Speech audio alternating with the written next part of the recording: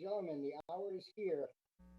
This is welcome to the December 17th, 2020 Town Council meeting.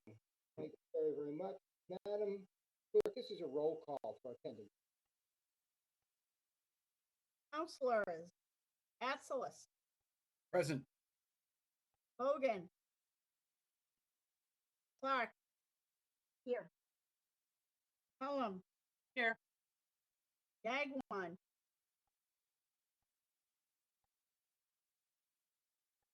Deborah. Mute. Rep Rossetti. Present. Hebert. Present. Levesque. Here. Neary. Here. Knapp. Here. Shaughnessy. Here. Starr. Gordon. He's on mute. Here. Steinhilber. Here. That's 11. I think Deb's here, but I haven't been able to hear from her yet. I don't see her on screen. I don't know if she's still waiting or not on the screen. Sometimes she calls in. Okay. All right. We'll keep a lookout for her. Thank you. Councilors, if we can mute ourselves and stand for the Pledge of Allegiance, led tonight by Madam Vice President. Thank you.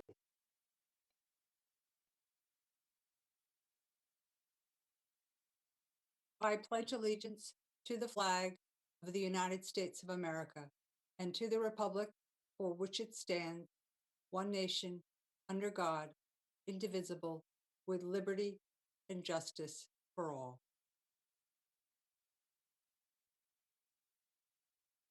Thank you so much, Madam Vice President. We'll take a moment of silence, please.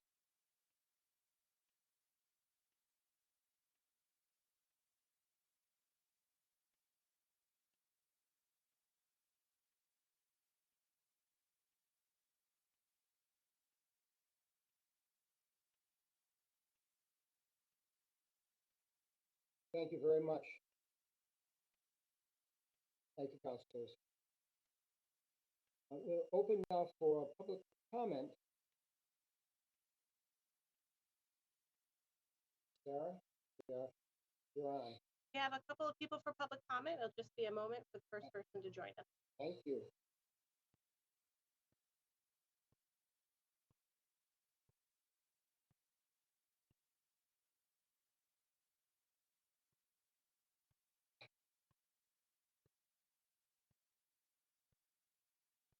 Hi, Stuart. You have 3 minutes for public comment. Now's your chance to speak. You just need to unmute yourself. Mute. Okay. Good evening, town councilors. Can you all hear me okay? Wonderfully. Thank you. Welcome. Okay. Thank you. My name is Stu Hickman. I've been a resident of Marston's Mills for over 30 years. My wife and I have raised our 3 daughters here. And I've been a visitor to Cape Cod for double that time, basically my whole life, thanks to my maternal grandmother, Catherine Crocker Thomas, acquiring a Crocker family farm here in the Mills 70 years ago. The reason for my call this evening is to endorse I'm a constituent of Matt Levesque's here in Marston's Mills, and like to endorse him for the town council president for 2021. I know that you, Paul, have been very good as the president for I don't know how long now, but again, I known Matt, had the pleasure of knowing him for over 3 years now, I believe, and in many activities, but whether it's sports or civic activities.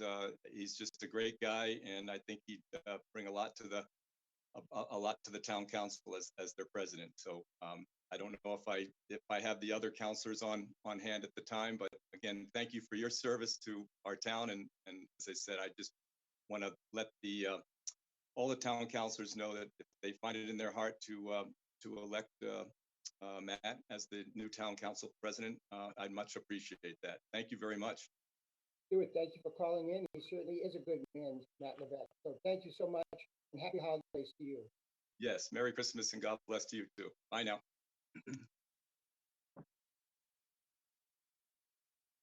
Madam, Next, we have Tracy.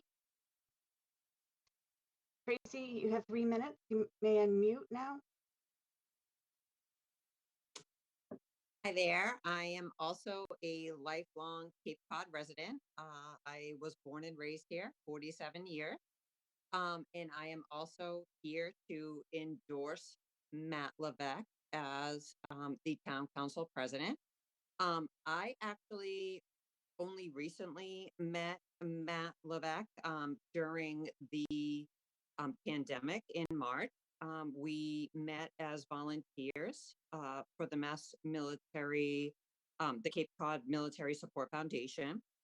We were volunteering to give out food for veterans. And I just want to be here to speak of Matt's integrity, his compassion, his generosity, and just tell you that I have never met a man that is more committed and dedicated to the people of his town. And I would highly recommend Matt as the president of the town council. I would also like to go on to read a letter from Stephen Exaro, who I work very closely with. It says, for the past 4 years, I have served as the Director of Veteran Services and a member of the Board of Directors of the Massachusetts Military Support Foundation based on Cape Cod. And for the past 40 years, I have been honored to serve as a police officer in the neighboring town of Yarmouth. I always try to do my best to provide for people in need, people from all walks of life. In all my years of public service, one of the most special people I have ever met is Matt Levesque. Matt came to me shortly after the loss of my son, Nicholas. Nicholas lost his life at age 21 while going to the rescue of his brother Marines in combat in Afghanistan in July of 2009. Through the past 11 years of friendship, I have watched Matt become an incredible and compassionate leader. Matt has courage and personal strength and is a strong leader in the face of obstacles and life challenges. Regardless of what the situation is, Matt steps up and makes good things happen, often for complete strangers. When the worldwide pandemic hit us all, Matt stepped up again and became part of a team of volunteers who traveled all over Cape Cod and the Commonwealth as part of the Food for Vets and Farmers to Families food distribution program.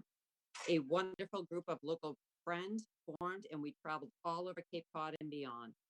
Several days a week, we performed load up the truck at Joint Base Cape Cod in Bourne and hit the road.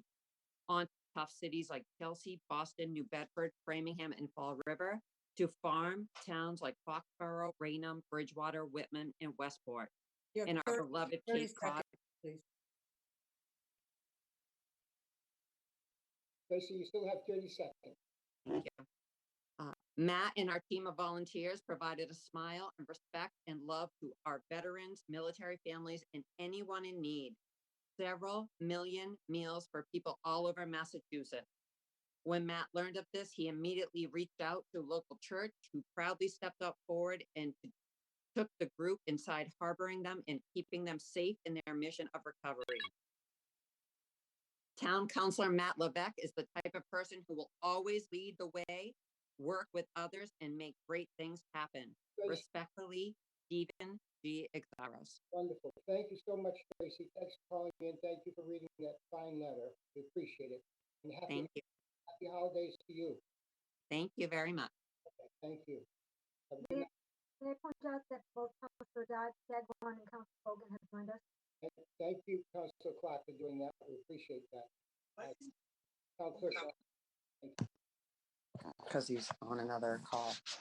Okay, next for public comment is Peter Scarafilo. Peter, go ahead, you have 3 minutes. Hi, yes, I don't think I'll take 3 minutes because I don't want to repeat everything that Tracy said, but I'm here to also support Matt Levesque. Levesque. And he is a person that well, the food for vet. He'll drive a truck. He'll unload a truck. He'll secure food. He'll be anywhere you need him. He'll do anything that's needed to support that organization. He's also been very active in supporting other events like the 9/11 services and the averagely. And for a little fun, he's done a little bit of a pizza eating contest. He's good sport for the Harbor Hawks in Hyannis, and he'll sing the national anthem. He's anywhere you want him to sing. He'll do anything that it takes to promote Hyannis, Barnstable, and especially the veterans and supporting the food for vets. So I'd like to say he's a great asset to our town. And that's it. Thank you very much. Thank you, Peter. Pizza eating is high on our skill level here, and we thank you for calling in, and happy holidays to you, Peter. All right. Thank you. Happy holidays. Bye-bye. Next for public comment is Matt Moynihan. Matt, you can unmute. You have 2 minutes. All right. Am I good? Yes, Matt, we can hear you loud and clear. All right, great. I will be short and sweet. I got to be out on the ice coaching hockey right now, but I would like to speak in favor of Councillor Levesque becoming chair. I've known him for a while. He's a great guy. And not only is he a great guy, but he truly cares about people. That's his biggest skill set, if you ask me. He honestly cares about those around him. He cares about this town, and he cares about what happens to people. And he that allows him to operate from a perspective where he does what is best for others. And I've seen him do that over and over and over again. And he's a strong candidate for this position. And thank you very much for the opportunity to speak in favor of Councillor Levesque. Thanks, Matt. Be safe on the ice, and happy holidays. Next for public comment, we have Dawn. Dawn, you can unmute. You have 3 minutes. Hi, I'm here. Can you hear me? Yes, John, we can hear you. Okay. Yeah, thank Sorry. you. Okay. I'm here representing my friend Matt. He is dedicated. He's an amazing person. I've had the privilege of working and volunteering with him for about the last year.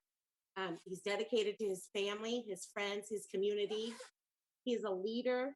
He's strong organization and communication skills. He's respectful of others in any situation. He's honest with a heart of gold. And I truly believe he is an amazing leader for this position. Thank you. Thank you, Don. Thanks for calling, and happy holidays to you. Thank you, you too. That is all I have for public comment at this time. All right. So I think that if anybody was coming to more for public comment, they would be online. So seeing none others, we will close public comment. Thank you very much. And let's do response to public comment. The only thing he didn't say about Matt is he's extremely good looking, but that's also a good point. Any councilors response to public comment? Matt, yes, Councilor Levesque, please. I'd probably be remiss not to thank you, Mr. President, first of all. Thank you very much to my constituents, first of all, Mr. Hickman, Stuart Hickman, and Tracy McEnroe, fellow millbillies. And it's quite humbling. I wasn't expecting that, quite honestly. Kind of took me a little by surprise. So, and Peter Scarafile, I don't think anybody's, he's no stranger to the town of Barnstable, him and his wife, Judy. Judy was the president. They're servants, again, very humbling. They're servants in of themselves. Between the clinics that Peter's done through his work as a pharmacist, free to people, service the community, and Judy running the Cape Cod Baseball League. And that's why that field behind St. John Paul's is named after her for those reasons. So thank you, Matt Moynihan. I've known for almost 30 years, 25, 30 years, serving in himself. And my friend Dawn, she met her. This is a wonderful person. She lost her son to substance use disorder a couple of years ago. So just working with her and the organization she worked with and the comfort that she brings to people, amazing people. So I just want to reach out and say thank you for that. I appreciate it. Very humbling. Thank you, Councilor Levesque. Any other councilors? Councilor Bogan, please. Thank you, Mr. President. First of all, let me express my apologies. I had video problems by dialing out. I think it's correct. It's here. Some might have said it'd be better if it happened. As to the comments with regard to Councilor Levesque, I can't disagree. I think I've made it no surprise in the past. He's one of the nicest people I've ever met. He's got a heart of gold. And the fact that members of the public are willing to come out and say as much is a testament to her. So I endorse all of those comments, and my good friend, Mr. Levesque, I wish you all the best. Thank you, Councilor Bogan. Thank you. Seeing no other councilors to speak, we'll close response to public comment. And so now we'll ask our town manager to address us on your communications, please. Good evening, Mark Ells, Town Manager, and this is the Town Manager's update for the period of December 4th, 2020 through December 17th, 2020. And first is Katie Service, who's with us tonight, to provide an update on the airport rebranding. Katie. Thank you, Mark. Thanks for being here. Good evening, everyone. I'm going to share my screen with you. I wanted to give the town council an update on where we are on one of our business plan objectives, which is rebranding for the airport. So I'll go through the slides and then ask the floor for any questions that you may have and how we came about the rebranding plan for the airport. So as I've shared with you before, we have a number of business plan objectives for the airport. They're listed here on the screen: maximizing general aviation activity, diversifying the airport's revenue stream, in other words, making sure that it's not all aviation related revenues, becoming a regional air transportation leader. Being in Barnstable, we have all modes of transportation, and we have to look at other opportunities for our community to utilize the airport on a regular basis. And then the final one, which I've highlighted here, is enhancing the airport image and branding. That's what I'm going to talk to you about tonight, is the rebranding that the airport has looked into. So past actions in regards to rebranding for the airport. We started meeting in June with our on-call marketing team that we have that has assisted us in this effort, as well as meeting with our airport commission. We had also met with town council on several occasions to talk about rebranding. In fact, John Flores, when he was present on town council, we spoke to him about that, as well as Matt Levesque. So in October 2019, it started to become real. We looked at rebranding and alternative names for the airport. We were conscious of concerns about potentially taking the name of Barnstable out of the airport, but we did reach out to a number of users of the facility to get their feedback as we started to go down this road of possibly renaming and rebranding the airport. So it really started with our master plan, our airport master plan, and the visioning sessions and stakeholder meetings that we had. We started to identify potential names that the airport may want to use and just get some initial knee-jerk reactions from folks. Then in June of 2020, we started looking at new logos. We had a number of logos that were presented to the Airport Commission, along with a number of different potential names for those with those logos and for the airport. And then in July of 2020 to the present day, as you can see, there are a number of different dates that we met with the Airport Commission to talk about airport names and to solidify what we thought was the best course of action. In October of this year, the Airport Commission approved of a new airport name and rebranding. So what's in an airport name? Why did we consider doing this? So we started to consider what our overall business objectives were. We started to look at potential opportunities for the airport and opportunities that have been missed that the airport hasn't been able to grab hold of. We started to consider our community and what our community needs are for a commercial service airport. And we started to contemplate the existing challenges that the airport has seen over the past couple of years. We've had a number of fluctuations where we've had significant decrease in passenger traffic coming into and out of the airport, and a significant decrease in the number of airport operations that are utilizing the facility. So we kind of started asking ourselves these questions. What does rebranding have to do with these potential challenges that the airport has? So we started to reflect on the potential opportunities that a name change would afford our facility. So we asked ourselves the question, why do we want to rebrand? What is the purpose of doing this? Is it going to help us with our overall business? So we said, rebranding for the airport could potentially respond to passenger needs and expectations. During the master plan process and stakeholder meetings, we really recognize that there's a lot of misunderstanding of what capabilities the airport has and what they can serve to our community, what services can be provided to our community, and that message wasn't clear. We started to look at preparing for potential airline partners to bring in more airline partner opportunities so that the Barnstable community and the Cape Cod community would have multiple options for flying out of the Cape and without having a need to go to Boston or Providence. We started to look at aligning the airport's rebranded name with our commercial future, again, looking for those airline partners to come into the airport. We looked at potential opportunities to refocus the customer experience at the airport to understand that, yes, this is Barnstable. It is the economic center for Cape Cod.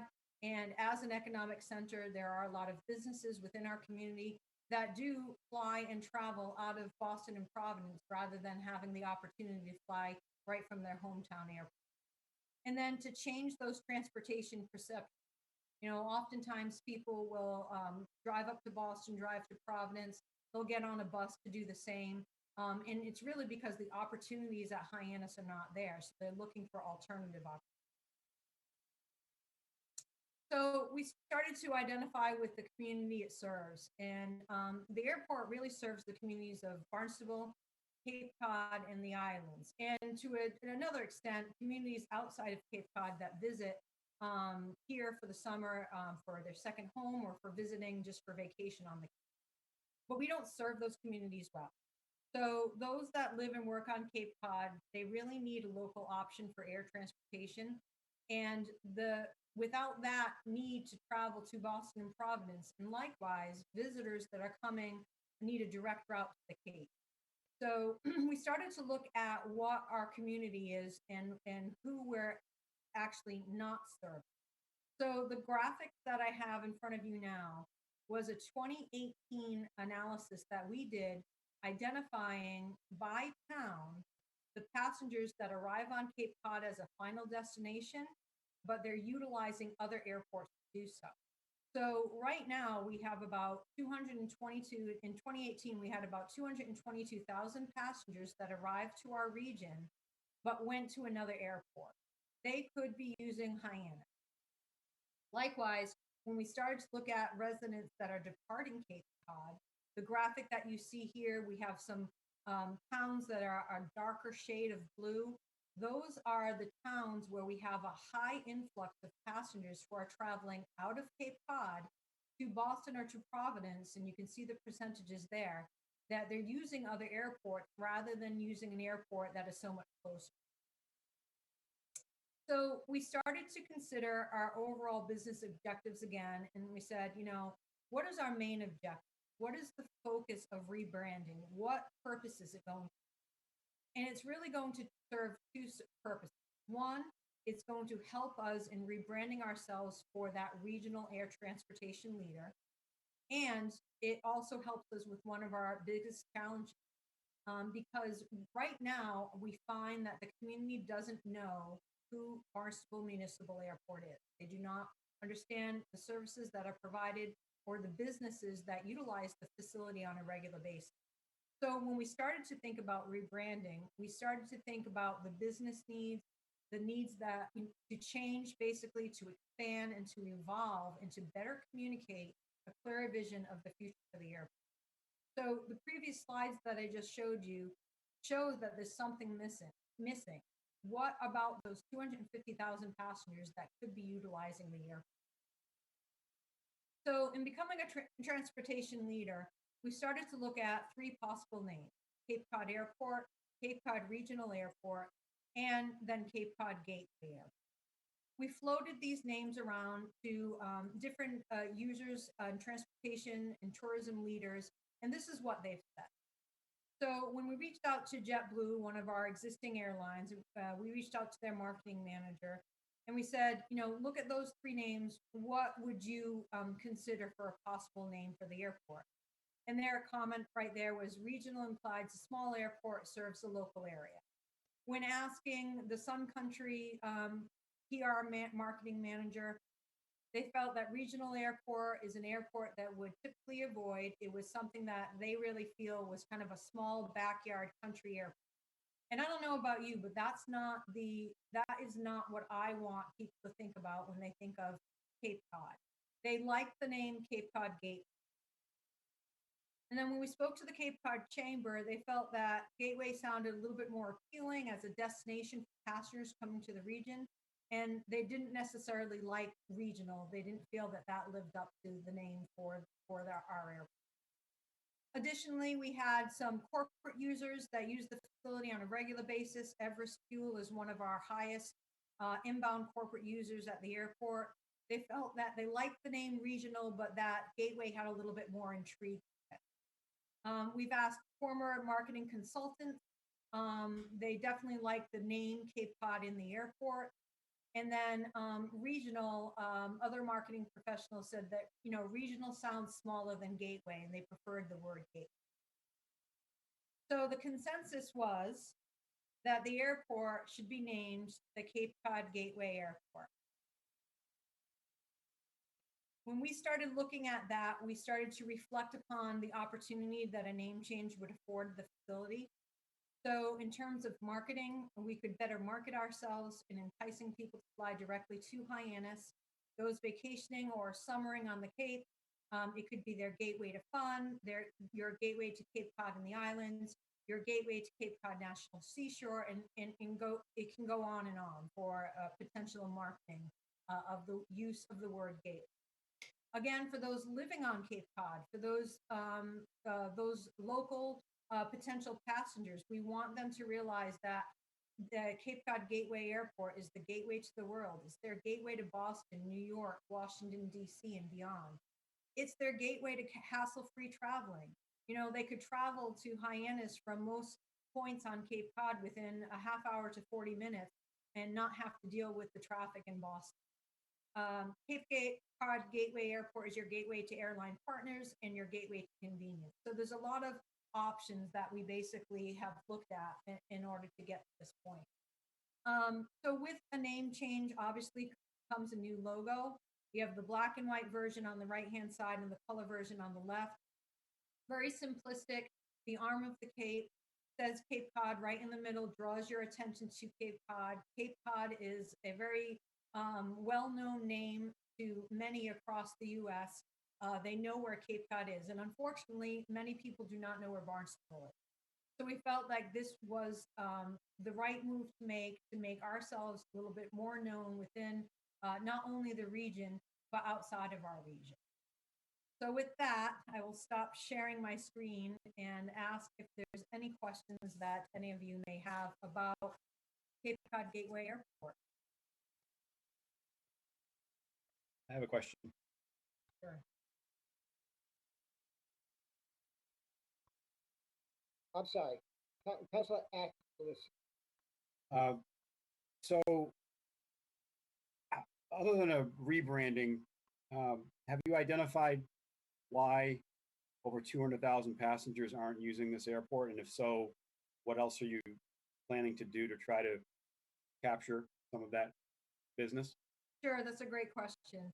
So we really think that there's lack of opportunity at Hyannis Airport. If you look at the airport 20 years ago, we had a number of airlines that were at the airport that were providing a number of flights to and from Boston and other destinations. And we have since really have lost a lot of that activity.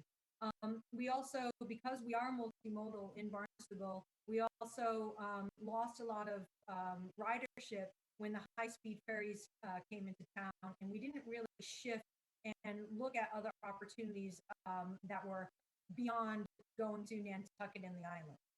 So really, this is a tactic that we are taking to introduce the opportunity for a lot of airlines that could potentially operate out of this airport. For instance, if you look at some of the airlines that are flying into Boston, American Airlines does not have a huge presence at Logan Airport. However, they are looking at other regional airports to provide opportunity, and they do have some interest in Barnstable Airport.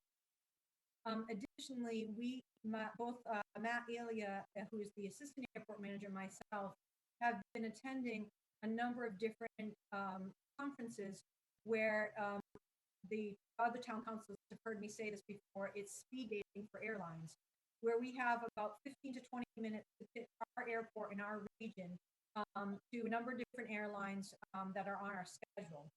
And we do that annually. So the intent when we started working on our airport business plan, this was one of the pieces of the puzzle that we also had to meet to start enticing more people to really think about Hyannis. Now that we've been to those meetings several years in a row, we do feel that we're having some traction with some of the airlines, but oftentimes we find that an airline, when they see regional in the name, or they're seeing municipal in the name, they often bypass that airport and they're not interested because they think it's a smaller airport and not worth their time. We need to change that. And just lastly, I like the logo with Cape Cod in blue. Thank you. You're welcome. Thank you, Councilor. Other councilors, questions for Katie? Madam Vice President, please. Thank you, Mr. President. Thank you, Katie. I'm glad you were able to come up with a new logo. It's interesting, you know, our Wareham friends dropped the word gateway. They're now the bridge, you know, before the bridge community, not the gateway to Cape Cod. Interesting. First off, let me, I know this has nothing to do with your presentation, but I want to remember Commissioner Mary Smith, who served on your commission, and for her service, I want to thank her and pay my respect, and sorry about her past.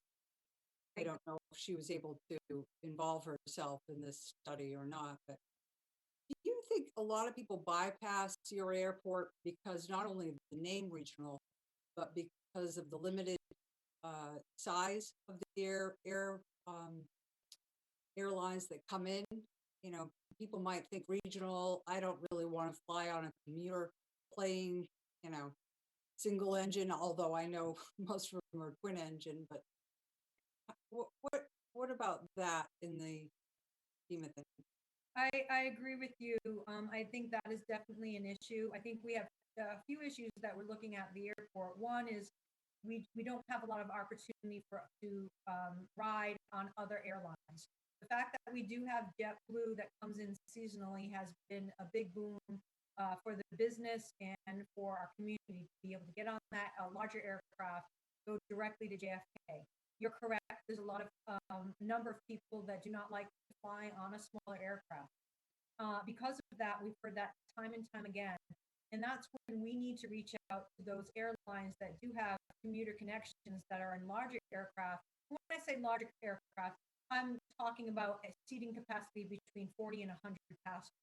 The JetBlue aircraft is a 100 passenger aircraft that fits well in our airport, that fits well in our community. And I think those are the connections we're trying to look at. If we could get a 35 passenger aircraft to the airport that could get our community further south, say to Philadelphia or to Washington, D.C. to make a change aircraft to get to the final destination, that's providing more opportunity for the businesses in our and for our community that live and work. I think that's great. I applaud you in your efforts.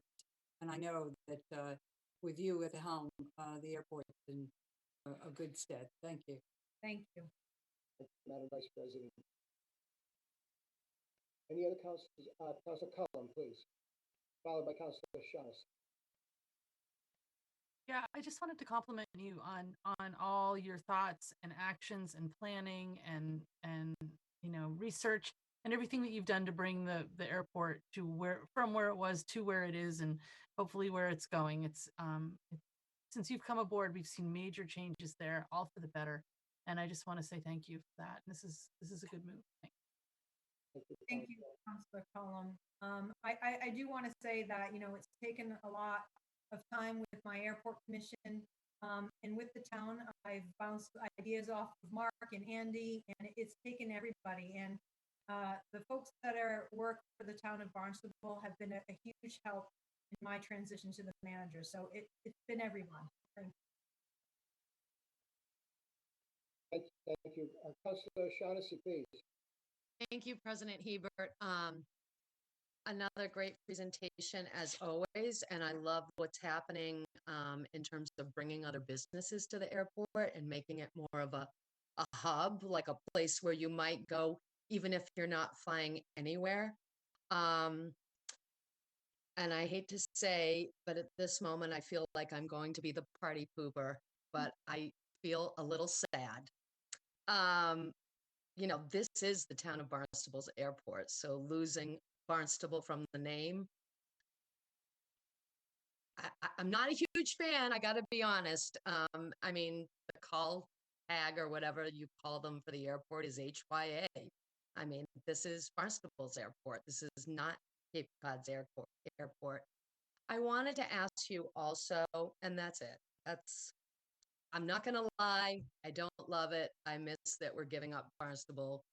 And yes, I'm feeling selfish about my town. I want to say though, do you think that with increased service, flight costs will come down? Because for me, the biggest barrier to flying out of Hyannis is the cost of the flight, which quite often the Hyannis to Boston leg is just as expensive as the Boston to Jacksonville leg. And, timing with the flight out of Boston or Providence, sometimes between the time your flight goes in and the wait time for the next flight, in many cases, I've found that it's actually faster for me to take the bus. So I'm curious as to whether obviously increased flight service would fix that, but will our rates go down at all? In other words, Yeah, no, it's a great question. And we've looked at that, and it really, I have to say, it depends on the time of year. Obviously, if you have an aircraft that has more bodies and more seats in the aircraft, the price does go down, because as you can imagine, you have more bodies to take that actual flight. So it does fluctuate. We have looked at the fact that if you look at flying, say, Cape Air from Hyannis to Boston and make a connection, we've had some instances where some of the flights are a difference of maybe $200. And once you think about it, if you're not taking the bus and you're driving to Boston, you're going to pay more driving to Boston and then parking in Boston than you are for $9 a day parking at Hyannis. And you're probably going to make up that $200 difference rather quickly. So that's the type of information that we need to get out there. That's the type of information that we need to make sure that the community knows that there's opportunities and provide them with a price gap. It would be interesting to see if they could go onto our website and do their own analysis, flying out of Boston, flying out of Hyannis, and taking the bus. We have our marketing team working on something like that to add to our website so people can really see what opportunities that they have using Hyannis. And we will keep the name. We will keep the three-letter identifier HYA. That's not going to change. I know they won't change that. Thank you very much. Yeah. Thank you. Councilor Dagwan, please. Yes, thank you, Katie, for this report, and thank you for the research done, your homework, and really tried to hone in on what was happening at the airport to try to increase it. I'd like to know how soon would the name change and what is the logistics? Sure. Good question. So we're looking at a new year, a new name. So after the new year, we will reveal the new name for the airport. And then we're going to have to take changes in phases. So as you can imagine, we have signs that we're going to have to modify on the airport with the new name. We have logos that will have to change on some of our vehicles and our uniforms. So it's all going to be over the next year, possibly 2 years of changes. The biggest change will be the signs, and that will be the most expensive. So that's going to take some time for us to implement. But over the next year, you'll see incremental changes being made at the airport. Thank you. Thank you very much. Councilor Levesque, please. Hi, Katie. Yes, thank you, Mr. President. Hi, Katie. Thank you for the presentation, and I'm very excited to see that what you've been working on. Though I will say I'm kind of sad to see the Barnstable go, but at the same time understand the necessity from a business point of view, trying to create more business. That again, it's a necessity. And again, I was happy to be part of that discussion early on, about a year ago. So again, very excited about new possibilities, and that's I think the theme of what's happening over the airport is there's lots of new possibilities coming down, especially in the next 5 years when you start mapping it out. So thank you for your hard work. Please tell Matt I said the same. And also too, just wanted to say while you're here, thank you very much for your willingness for that Farmers to Families program that's going to be moved into Cape Cod Community College. I just want to recognize you and say thank you for allowing that to be transferred over there to the airport. And I'll discuss that a little bit during communications later on. But while I had you, I wanted to thank you. Appreciate it. Thank you. Thank you, Councilor. Any other questions for Katie? Can I just throw this out, Katie? Have you been able to attract what I call the jet set? We have some very wealthy people that live on Cape Cod. Anything the airport can do to make them feel like extra VIPs if they come in on their private jets. I don't know, give them a free ice cream cone or something, but just to make sure that they know that, it could increase some travel if we created a jet club at the Hyannis. No, it's a good thought, and we've thought about it as well. We started small, and I think when COVID hit, kind of put the brakes on a lot of stuff. But when I say we started small, we have a local artist, Howard Bonington, that does pencil sketches of aircraft and all of the airlines that have really serviced the airport. And he was gracious enough to allow us to put his graphic on the back of the t-shirt, and when the corporate pilots come in and buy fuel from us, we give the pilots t-shirts that basically say, I flew to Hyannis, and it has the graphic on the back. So we're starting small, but we are starting to look at different ways to entice and help our corporate pilots that do come in and our corporate users at the airport. Excellent. Thank you very, very much. I think Councilor Steinhuber was next, and then Madam Vice President. Thank you. Thank you, Mr. President. Yeah, Katie, great presentation. I was just going to say the Barnstable, the old logo, the Barnstable name. Now you got a great opportunity for throwback merch. Everyone loves the vintage throwback stuff. Everyone loves to get the band back together. So there you go. Thank you. Thank you. I was just going to comment. So are you keeping the call tag HYA? Maybe you should change it to BAR. Maybe that would attract more people.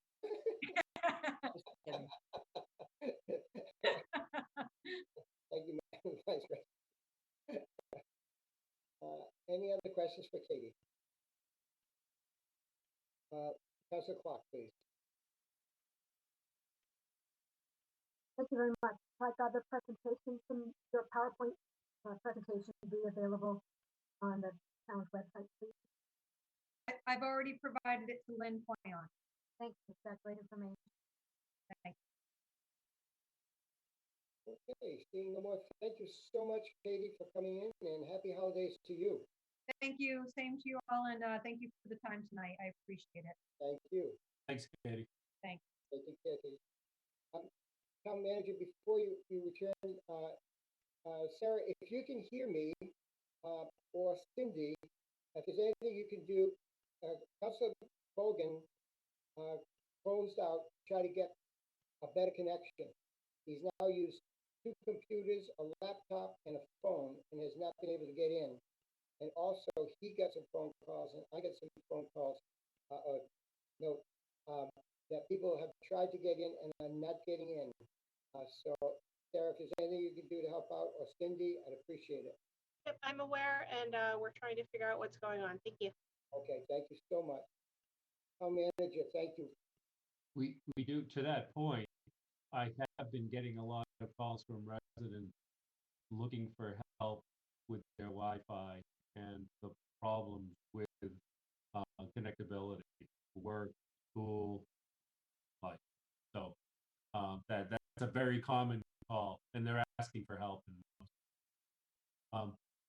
Before I proceed, and because I still have the floor, I just wanted to note and recognize that this will be Vice President Rapsetti's last meeting in leadership. I've had the pleasure of serving under her as past president and now vice president. And I just wanted to say we appreciate your commitment and your leadership. Thank you.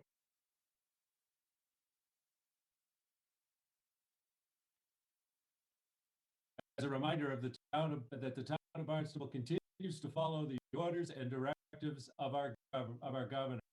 The governor continues to frequently update these orders and directives, and I encourage everybody to go to the mass.gov COVID website or the town of Barnstable website and read these orders and directives. The town of Barnstable is now designated as red high risk by the Mass Department of Public Health. We've experienced an increase in the average number of positive cases in Barnstable, requiring continued attention by our residents to follow proper safety protocols regarding personal hygiene, physical distancing, limit gathering size, wearing face masks, and in general, taking personal responsibility regarding this matter. We have moved to phase 3, step 1 of the governor's 4-phase recovery plan. I will note, specific to our schools, after the recent Thanksgiving holiday, and the schools extended their remote learning period, our schools have returned to in-class learning for part or all of their school week, depending on which age group you fall in.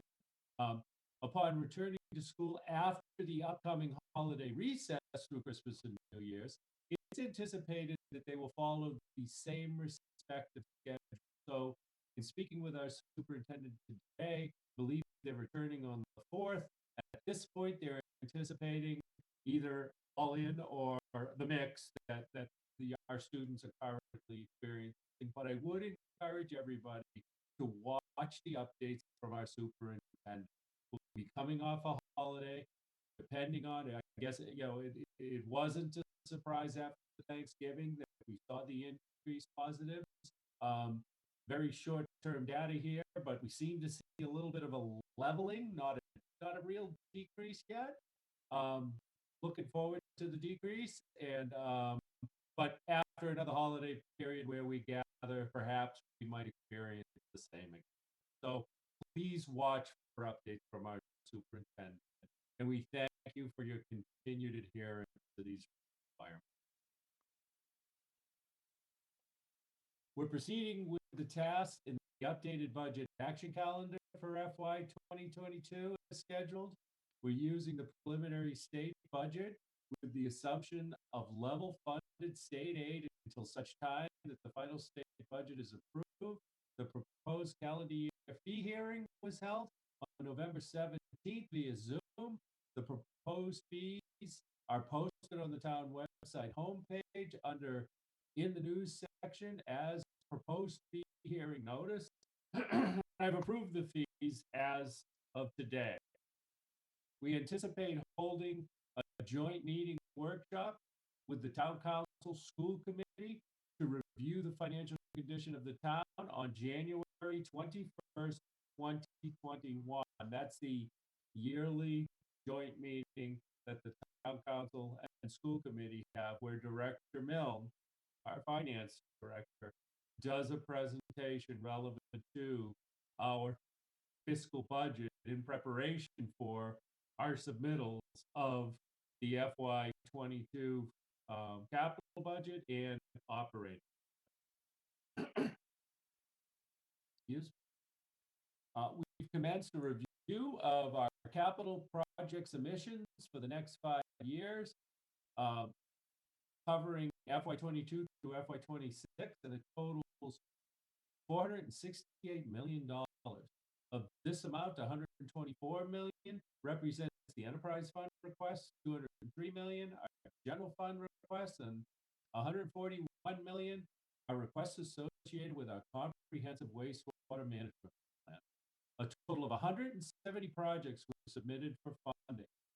The Capital Planning Task Force, which is primarily comprised of department heads from all departments, met last Thursday on December 10th to review and categorize the project requesting funding for the FY22 budget. If you remember, every year we put together our 5-year plan. So now we will develop those into what we're going to make in our next proposed request to town council for FY22 within this capital improvement. Projects were categorized in must do, should do, could do, and nice to do. A total of 54 projects were presented and will be ranked by the task force in accordance with 10 specific criteria that correlate to the town council strategic. The Comprehensive Financial Advisory Committee has been provided with access to all the capital plan submissions, as well as the video recording of last week's task force.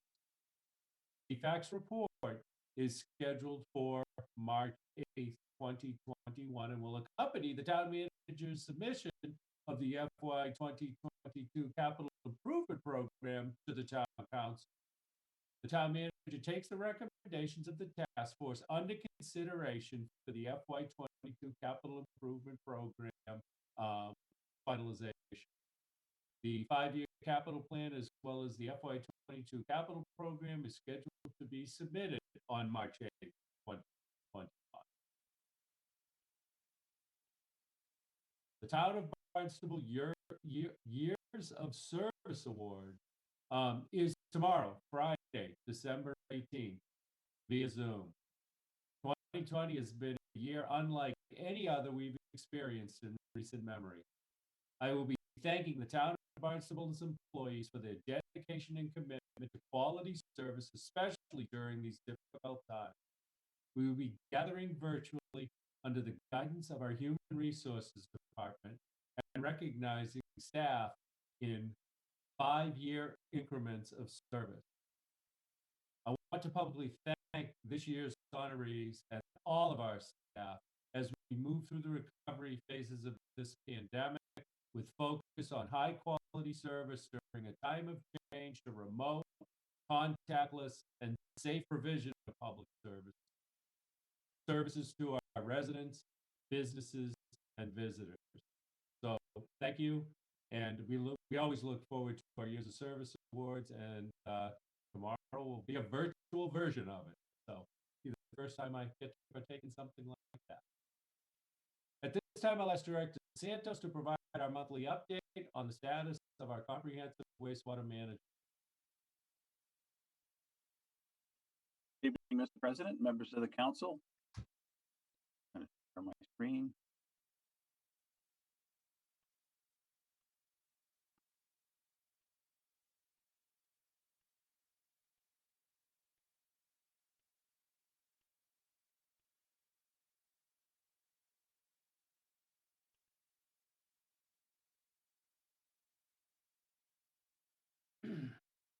Okay.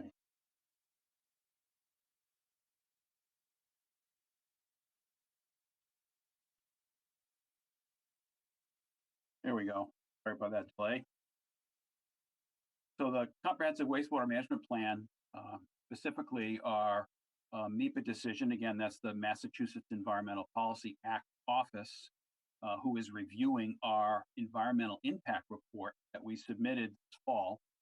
And they are to get comments, receive their comments by December 20th. And within a week of that, they will be giving us their decision as to whether it needs any modification or whether it's acceptable. We're hoping that it's acceptable. We've worked with them over the last few months to understand what's needed, and I think we should be in good shape. After that decision, the final step really in having the final approval of our plan is have the Cape Cod Commission provide a 208 consistency determination, and that's the Section 208 of the Clean Water Act, which makes sure that communities are doing appropriate water quality planning. And in this case, it's Cape Cod region. If you have any interest in seeing the document, the EIR, there's a link here to the website where you can take a look at that. Joint Base Cape Cod, as I've reported on the last several meetings, or probably since March of this year, no new information, no new movement. There's been lots of questions put to our partner, to the Air Force, to the Air Guard, and there's just very little information coming out of there. So I'm not sure where that's all going at this point. Mother's Park Pump Station, we continue to work on road ownership issues and a conceptual design, which we will be as part of our civic outreach and public outreach plan, sharing that with the community to get input prior to making any decisions finally on where exactly or what it might look like. And just a reminder, this is our phasing plan, and we are currently in phase 1, which is the red on the map. Phase 2 is green, phase 3 is yellow. Just like to show that every now and again, keep people grounded on what our plan is. Specific project update, Route 28 East, which is the pump station at the intersection of Route 28 and Finney's Lane, major pump station going there, and our lines to the wastewater treatment plant. That design continues, and we are actually been coordinating and partnering with Hyannis Water System, and because we'll be in the road and doing construction, we have a number of dead ends in our water system in this area, and that's where the public water system doesn't loop, and it creates water quality issues in those areas. So we're going to take care of that as part of this. It's another benefit of doing projects together. And that project is to start about a year from now. And the Long Pond, Finney's Lane, and Route 28 work, 3 projects there, Route 28 to 149. That survey is still underway, and it is still planned to be completed in March. That's really the primary information that we need on which to base any conceptual designs, because in wastewater, it's really all about the elevation, the ground elevation, so we know how to design where the pipes are going to go, how far beneath the ground surface. The Strawberry Hill Road project, that's the project that we're doing in coordination with Vineyard Wind from Craigville Beach, Covels Beach, and we continue to coordinate with them with the sequencing plan. One of the primary things that they're going to have to do is relocate water mains that are in these roads to accommodate the large duct bank that they're putting in, and that's being done at their cost. And that work will start in the fall. And we continue to pursue opportunities. We have a pump station that we need to put in as part of this project in the area of Covels Beach, somewhere in that vicinity. There is some town-owned land there, but it's a very challenging site, which could cost a significant amount of money. We've identified some opportunities up Craigville Beach Road that would result in a savings of about $500,000. And we're working on those, and I will share those with you as soon as we have some more definitive information. And this is just photo of our phase one projects that I've just been talking about in the areas of Long Pond, Finney's Lane, Lake Woquacket, and Route 28.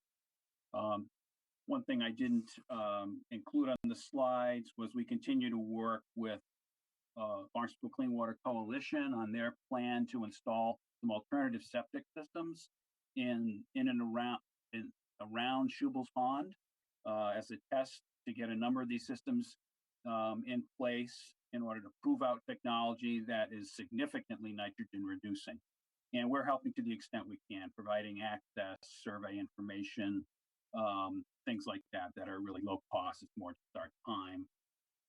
We continue to work with Mashpee and Sandwich and Yarmouth with their plans, with our plans, to make sure we take advantage of any opportunities that might come of each of our own projects that are underway. And then finally, we have identified a public engagement consultant to help us with our engaging our public on these projects. It's extremely important that we talk to the community early and often to get input, to get people's thoughts and ideas. And we've gotten an expert that will help us, guide us, give us kind of a strategic plan. And we're just going through the contracting for that right now. So that party should be on board very shortly. So that's my update for this month, and I'd be happy to try to answer any questions you may have.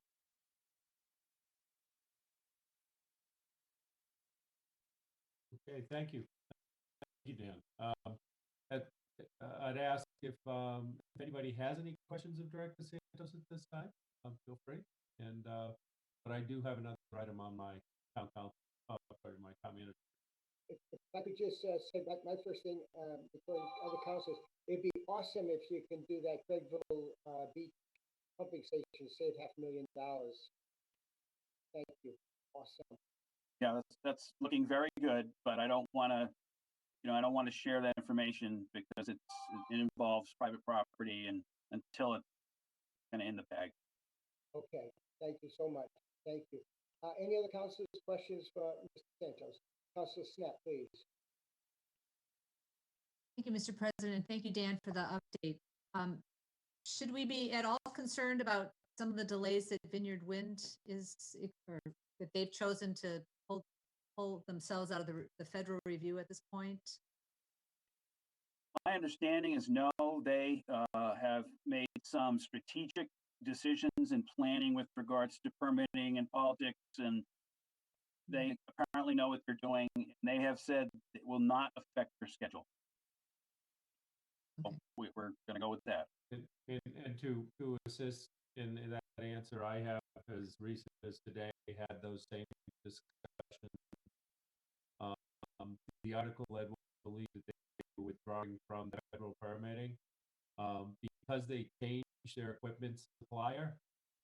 They had the need to update what they were submitting, and the explanation that I received is basically the same that as Director Santos shared, which is it was a procedural sort of withdrawal and resubmittal.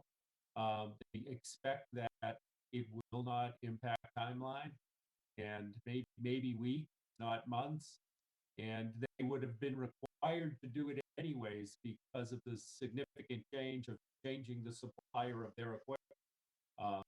But it wasn't a withdrawal of the project. And if anybody has any questions, let me know. I'll have Nate Mayo contact. I don't want to speak for Vineyard Wind. I can only share what they have said to me. All right. Any other questions? Councilor Atlas, were you asking a question? I was just going to reiterate, and Nate Mayo shared the same information with me in a conference call we had about a week ago. Seeing as it's in precinct 4 where this is happening. Yeah, thank you. Anyone else? Councilor Clark, please. Thank you very much, President Hebert. Just asking again that there might be a laid out PowerPoint presentation available to the public. Oh yes, absolutely. I'll do that first thing tomorrow. And what we to further that that effort, we're in the process of developing a link right from our homepage. So when our residents come in, they'll be able to access information, whether it's financial or technical or regulatory, just a more streamlined process as opposed to it being potentially in multiple places. So we're trying, and we're going to work with our PR consultants to make sure that we are doing this in a way that certainly our public can understand and find, and because I think it's very easy to not be able to find what you're looking for, and then not be able to get a question answered or access information that should be readily available, even though it's on the website. It just, you have to go down a few layers to find it. So we are actively working on making an easier access point right off the home. Thank you very much. Don't see any more questions for Mr. Santos. Thank you very much, and we'll see you later in the program. Thanks. All right, and then my final point, on December 10th, 2020, the Town Council held a special Town Council meeting on fiscal policy review on the Comprehensive Wastewater Management Plan. In our effort to develop fiscal policy relevant to the CWMP, Mark Mill, Director of Finance, provided a fiscal policy presentation regarding the CWMP. It was focused on several financial options for the Town Council to consider. We have taken under advisement the comments and directions provided by our Town Council and developed a draft sewer assessment ordinance for public review. It's on our website now. You can go right under the town manager department. You go if you go on our website, right up top, a little bit top left, you'll see department. You click on department, you go to town manager. Under town manager, it says Office Update 2020, and then you'll see the initial draft sewer assessment ordinance. It's right there to access. So certainly our town councilors can access it, and our public can access it. We are planning on bringing a final draft ordinance to town council for consideration after a public review process. In our continued effort to achieve the desired communication outcomes, to maintain the professional credibility of the town's government with its residents and stakeholders, the town citizenry should be active, involved, and feel heard on all aspects of our government, and specifically the Comprehensive Wastewater Management Plan. We anticipate a robust effort to engage our citizens in the review of a significant planning effort, even with the challenges of COVID upon us. The time to proceed is now, and we will use both traditional and non-traditional communication methods to achieve our desired outcomes of engaging our public in this effort. We will keep you advised of our progress and bring back a final draft sewer assessment ordinance for your consideration upon satisfactory completing a public process. I've provided you a link to the website, but again, you go under departments, you go into town manager, look over on the right side, and there's the draft ordinance. We're going to begin engaging tomorrow. But I wanted the town council to know this is the approach that we believe best to engage.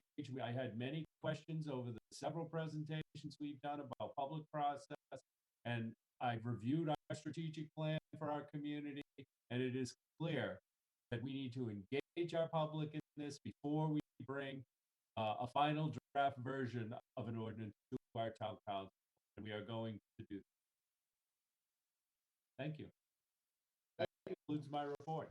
Thank you, Town Manager. Wonderful report, and thank you for your work with the draft and the sewer project. Thank you so much. I would now ask that we would act on the minutes if Madam Vice President. Mr. President, I think Councilor Starr and Councilor Schnepp have questions for the man. Oh, I'm sorry.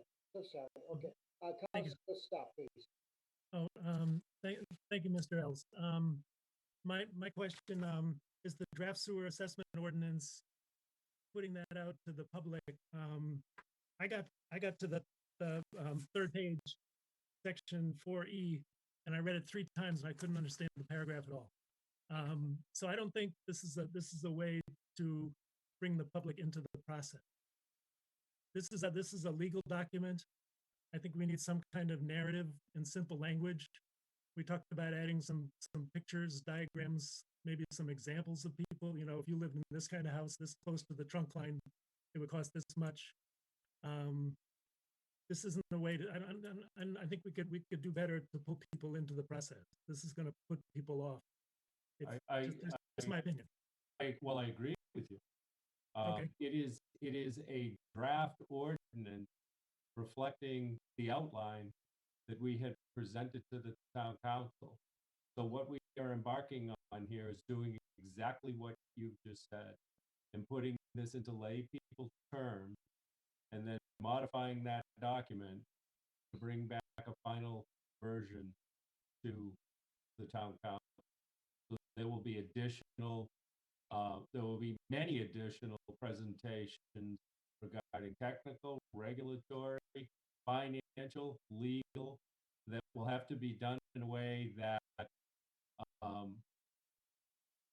that reaches our public. And you know, we've had really good input. We shared some of our technical stuff, for example, with our youth commission, and I think they gave me some of the best feedback I've gotten, which was, you lost us. It was a 45-minute plus presentation. You lost us after, so many minutes. You've really got to break this down into understandable pieces, whether it's a technical piece or whether it's a legal piece, as you've explained. So I agree with you, and that's what we are embarking on, piece by piece. My concern in bringing it to the town council for a first read as written was that it starts a clock on a final version of something that we have not had any chance to have a conversation with our public about that. And it also conflicts directly with the guidance in our strategic plan relevant to communication. So I guess the proof will be in how well we do what I'm describing. But yes, that document is not something that the average person will pick up and say, okay, I understand this and I agree or disagree. We've got a lot of explaining to do. Okay, thank you. Yep, thank you. No, that's right on target with hopefully we'll achieve a successful communication.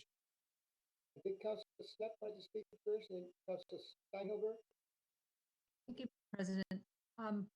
Mark, are you at any point in this development that we could kind of get a sense of what this public process is going to look like?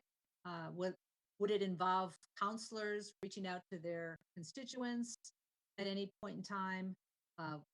Is this going to be a virtual process? Well, I think given the situation, virtual is absolutely part of it. I don't know to what extent we can have large group gatherings, but we have been and continue to meet in small groups with people. What do I envision? We have many active groups through our civic associations, through our village and business, and many resource-based groups like our Waquacket Lake and our Long Pond, et cetera, et cetera. So we have groups that we are in regular communication with. It would be my hope that, the total plan includes 11,800 properties.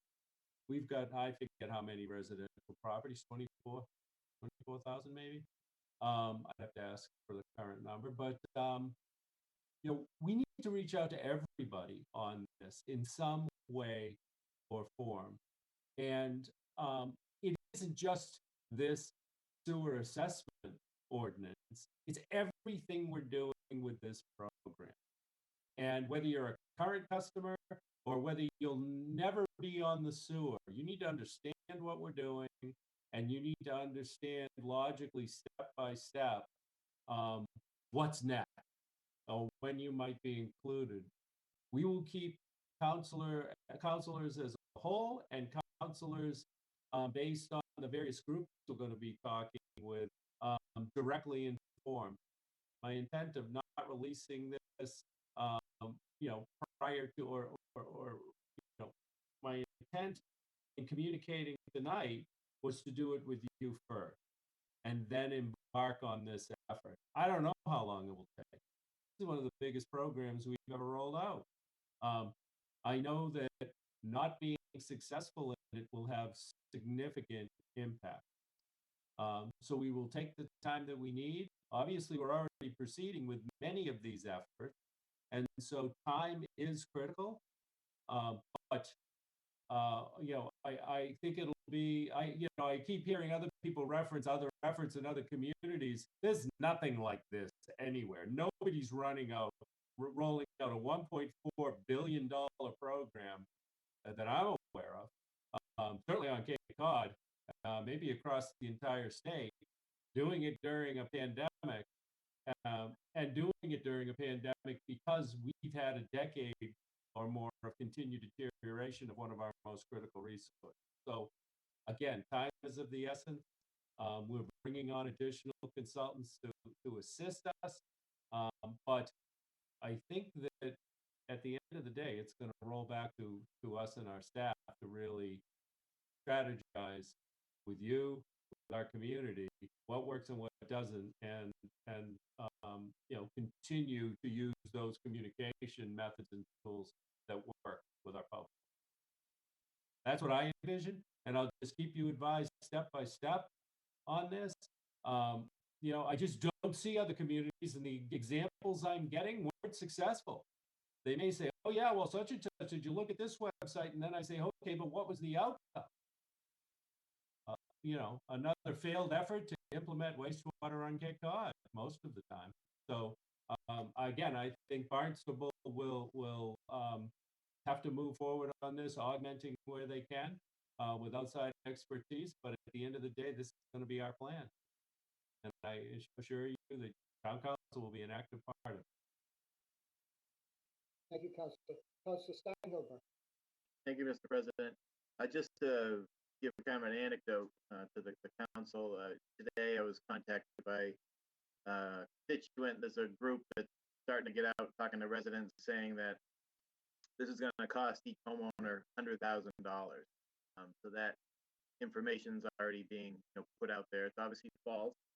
I would encourage any member of the public to reach out to their individual counselor, to our town manager, and ask those questions, even as we're beginning to roll this out. But that type of information is already out there and being spread in neighborhoods that have sewer coming in my area. And I just can't underscore enough the complexity and the need to be able to articulate this in the coming months and year plus. It's critical work. We've got to really pull together all of our collective experiences and talents, and work with the staff and the town manager, and all work together in a very strong fashion to educate our public, inform our public, and get this done for our town. So I just wanted to hear that story from already just today. Those numbers being thrown out in our public. Thank you, Mark. Thank you, Councilor Steinhofer. Councilor Cullum, please. Oh, I'm sorry, Madam Vice President, followed by Councilor Cullum. Thank you. Thank you. I also think that during this outreach, the cost has to be very well articulated with regard to, well, number one, the cost of doing nothing, how that's going to affect all of us, whether you're going to be sewer or not, our water quality. But to that, the cost of these projects and how we're going to finance. And I think that the residents are going to have to be shown clearly the consequences of certain types of financing. And I know, Mark, you together with Mark Mill are going to prepare those hard numbers so that we can see and compare. If we go one route, then our CIP, you talk about the CIP that you're looking at now and the hundreds of projects and the great deal amount of money towards those projects and the cost that those could suffer, as well as employees of the town. So I think we're going to need to see some comparisons on what if we decide to cut some staff, some police, some school teachers, or how that's going to play out with our community.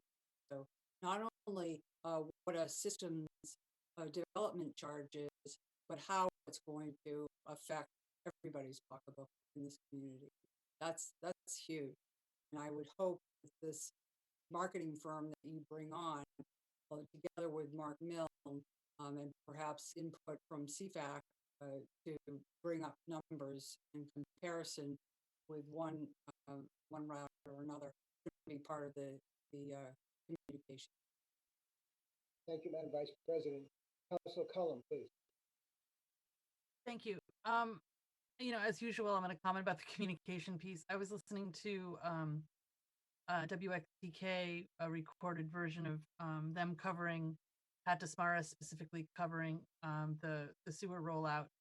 And it just occurred to me that we have, for all intents and purposes, the Cape Cod Times isn't really reporting what's going on in Barnstable very well anymore. And we have an opportunity, I think, with local radio stations to maybe have a presence and deliver the gospel according to the town of Barnstable with regard to what the sewer is actually going to cost. And, Pat did he did the job he always does, with disseminating the truth. But I think that there's an opportunity, if there was someone like yourself, Mark, or Mark Milne, or Dan Santos, if you'd be willing to go on the show and talk to people. He has a wide audience. And I think that net should be cast as wide as possible.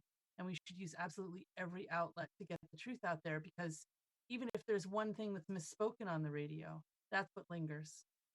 That's what lingers. And then in the end, it becomes a much bigger problem. So, I mean, I haven't sussed out whether or not Pat Dismaris would be willing to have you on his show. I'm sure he would.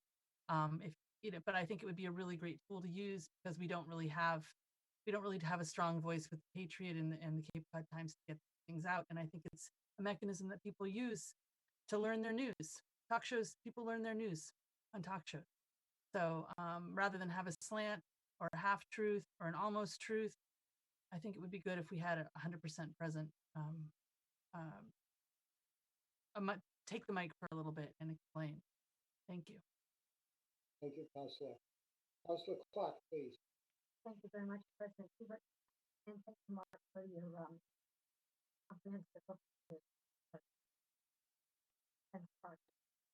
As you get feedback from the various outlets, from our citizenry, and you there's consensus that something that works or that has been not communicating as well as Sarah mentioned, will you be rolling out revisions of different variations of this proposal, so that you can hone down and whittle away what is less for debate and more where there has been some consensus? Absolutely. I wouldn't ask people their opinion and not listen to it and incorporate it where it makes sense and represents our community. So that's exactly why we're embarking on this effort. If you don't mind a follow up. So what I'm wondering is, once you stage a revision, then will you be able to roll it out or let us know and let the community know that now that there's been an advanced version? Yes, I expect that I will have a very controlled process as we move through this, and it'll be on many fronts. This sewer assessment ordinance is only one part of this effort. I mean, obviously, Director Santos has been updating us regularly on the technical regulatory side. This is a piece of the financial side. I mean, we may get to a final sewer assessment ordinance, and then we may embark on pursuing some sort of a debt exclusion relevant to it. And then we may find that that debt exclusion effort is not successful, and we will have to come back to the town council and have another discussion about this sewer assessment ordinance, because if that isn't successful, that will eliminate one of the main potential options for funding the gap that needs to be paid. And the gap is created because we are not looking at a proposal that assesses 100% of the cost of this effort to the property that's receiving it. And so this is going to be a back and forth process to get us to a point where we have a manageable plan. And the plan will involve one piece of it, this sewer assessment ordinance. Other pieces of it are, I mean, I wonder whether many people in our community know that we've prepared a comprehensive wastewater management plan, even though DPW has been out there, regularly for years, making themselves available to anybody and everybody. I reflect often on my experience as public works director, being the lead spokesperson for 6 years, weekly, on the last effort. And then as we concluded and began to discuss the specific costs that would be allocated to residents of a specific project, it was repeatedly said that that was an ineffective communication. So I did 3 direct mailings to every single person in the town that even had a proposed sewer going by their property with cost. So I think we have a real challenge ahead of us, and it is to engage our public actively in the educational process, and then hopefully coming to consensus on an equitable way to proceed with this. And cost is a huge part of being able to proceed. And so we need to get going on this. This is one piece. What Councilor Starr said to me is absolutely the case, not just with this piece, with almost every piece, because, we being myself, Dan Santos, Rob Steen, Mark Milne, Andy Clyburn, we talk about this every single day. And I've talked about it for every single day for 31 years. So there is a fairly solid familiarity with these issues: technical, financial, institutional, legal. Our general public, if they've spent an hour, they've done a lot. And that's because that's not what they do every day. So we need to find effective means to communicate. I completely appreciate what Councilor Cullum has suggested. It's exactly what I meant when I said both traditional and non-traditional. I'm open to anything. And given social media, there's going to be incorrect information flying rampant as soon as it's already started. It had existed. It existed when we were talking about 310 Main Street and Mother's Park. I was getting emails saying, you're not really going to put a pump station in Mother's Park. We already told you no 10 years ago. I've gotten those emails right along with all the discussion about the purchase of the parcel over there. So that discussion's occurring actively in our, and it will continue to as we bring forward various efforts. And so we need to find what's effective to give our residents, the ones that are going to want to participate constructively, give our residents the information they need to make decisions. And then we're going to have to, be resilient with some of the communication methods and some of the accuracy of those communications that our public chooses to utilize during a process. But we will remain diligent and consistent. The way I see structuring this is to create a very clear, a very clear plan with milestones in it. Coming back to your question, Councilor Clark, so that as we modify major pieces step by step, you're aware that we've gathered information, we reviewed current information, who we've reviewed it with, and that now we're ready to bring forward a modification. Okay. And that's what I would envision. Otherwise, this is going to turn in, because this is so multifaceted, this is going to turn into a real challenge. So we're going to need good controls in place, and that's what we're planning on doing. Any other councilors? I would make the comment, town manager, that all up and down Cape Cod town meetings are voting yes on appropriations to wastewater plans, and I don't expect any less from the citizens of our town. We will take up the baton, and we're going to do what we have to do. So, and I know that we're going to do it as efficiently, cost effectively as possible can, the least amount of burden for our people. So I'm hopeful that we're going to carry this out in good measure. Thank you for you and your staff's good work. All right. Any other questions? The town manager. Town manager, thank you very much for your report. Thank you. Thank you. Okay, I would now ask Madam Vice President, if you could please act on the minutes for us. Certainly, Mr. President. I move that we vote to accept the December 3rd, 2020 meeting minutes as presented. We have a first and a second. Madam Clerk, can we do a roll call, please, to accept the minutes of December 2nd? Councilors Atzelis, Yes. Bogan, Yes. Clark, Yes.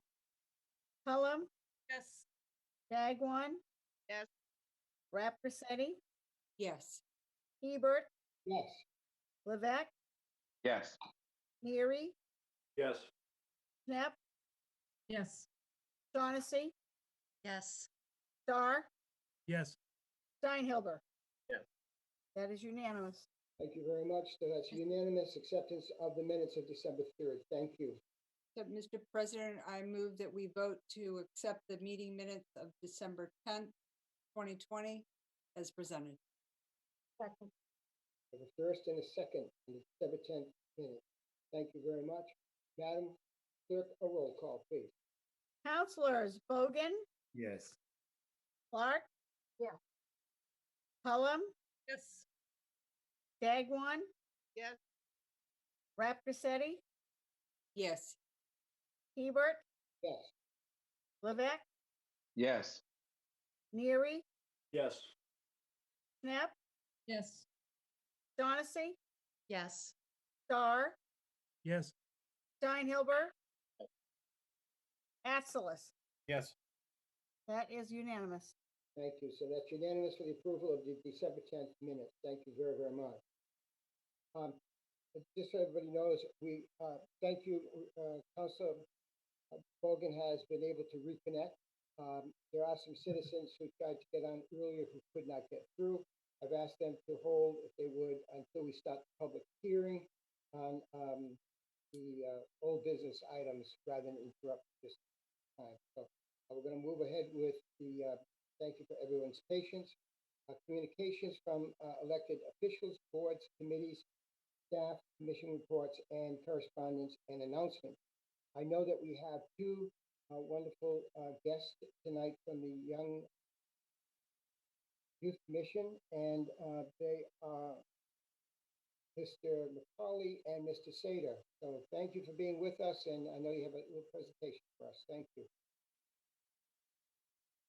Good evening, everyone. Can everybody hear me? Yes, we can. Thank you. Hi. Okay, so my name is Luca Andre Sater, and I am a member of the Barnstable Youth Commission. So I'm here to invite the public as well as the town council to the 7th annual Community Substance Abuse Prevention Forum. So this event is going to be held on January 12th, 2021 at 6 o'clock in the evening.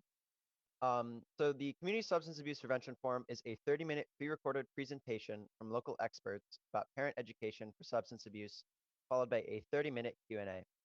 People such as Deborah Ciavola, Executive Director of Behavioral Health Services at Cape Cod Healthcare, and our BHS School Resource Officers, David Downs and Dennis Stample, will be presenting.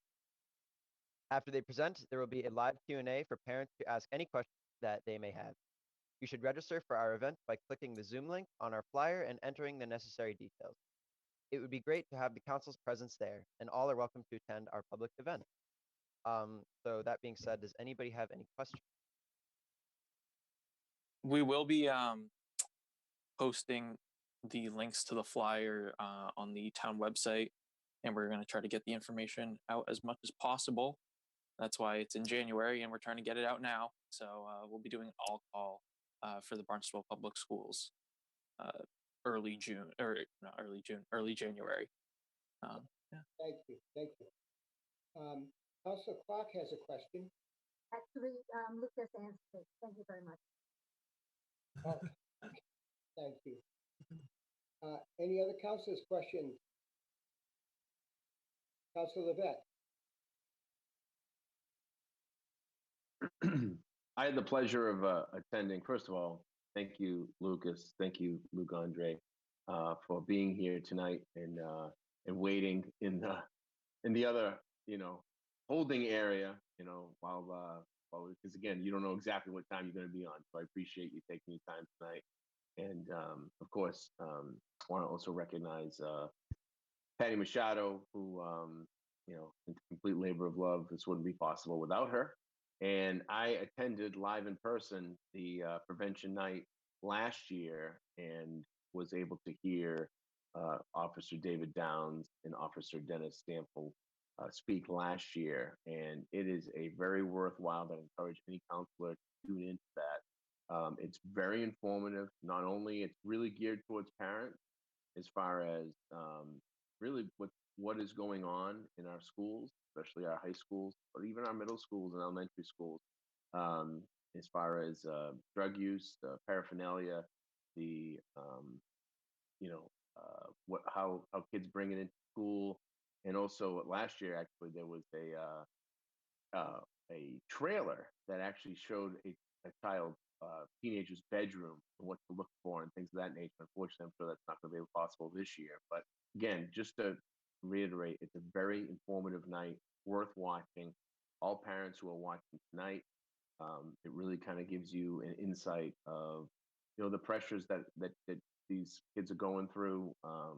And with all that being said, applauding everyone in the youth commission. Lucas, great job this year as president again.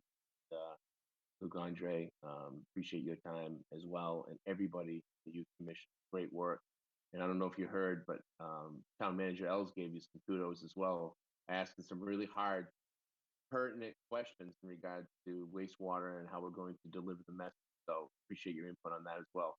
Kids are people too. There used to be a show when I was a kid called Kids Are People Too. It's truer today than it was then. Thank you.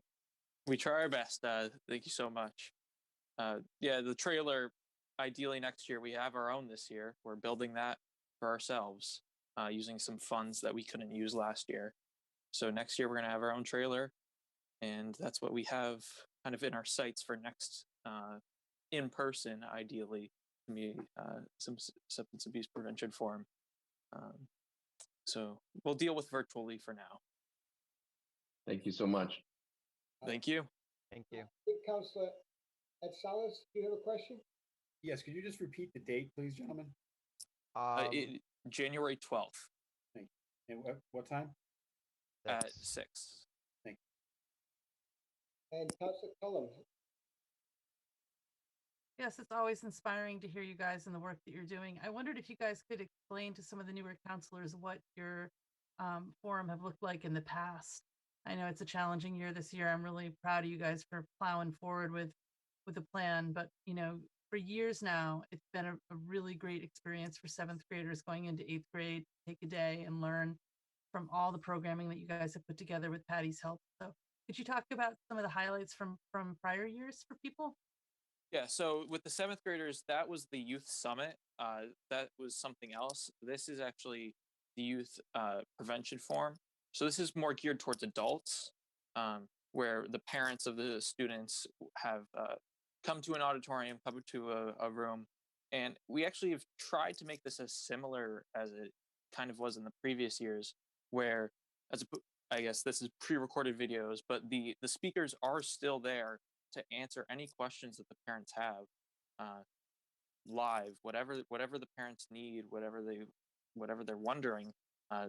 The speakers are there to answer those questions, and it's basically the same thing. It's just got to manage with this whole Zoom virtual thing. So we hope parents register and they learn a bit more about it. Yeah, it's great. So Patty, was this like in the first couple of years where we did it the night before the summit? Yeah. That's what I'm So, thinking. so Patty Machado, Recreation Director. We in the past we 2 years ago and before that, we did it night before and then we did the next day with the seventh graders.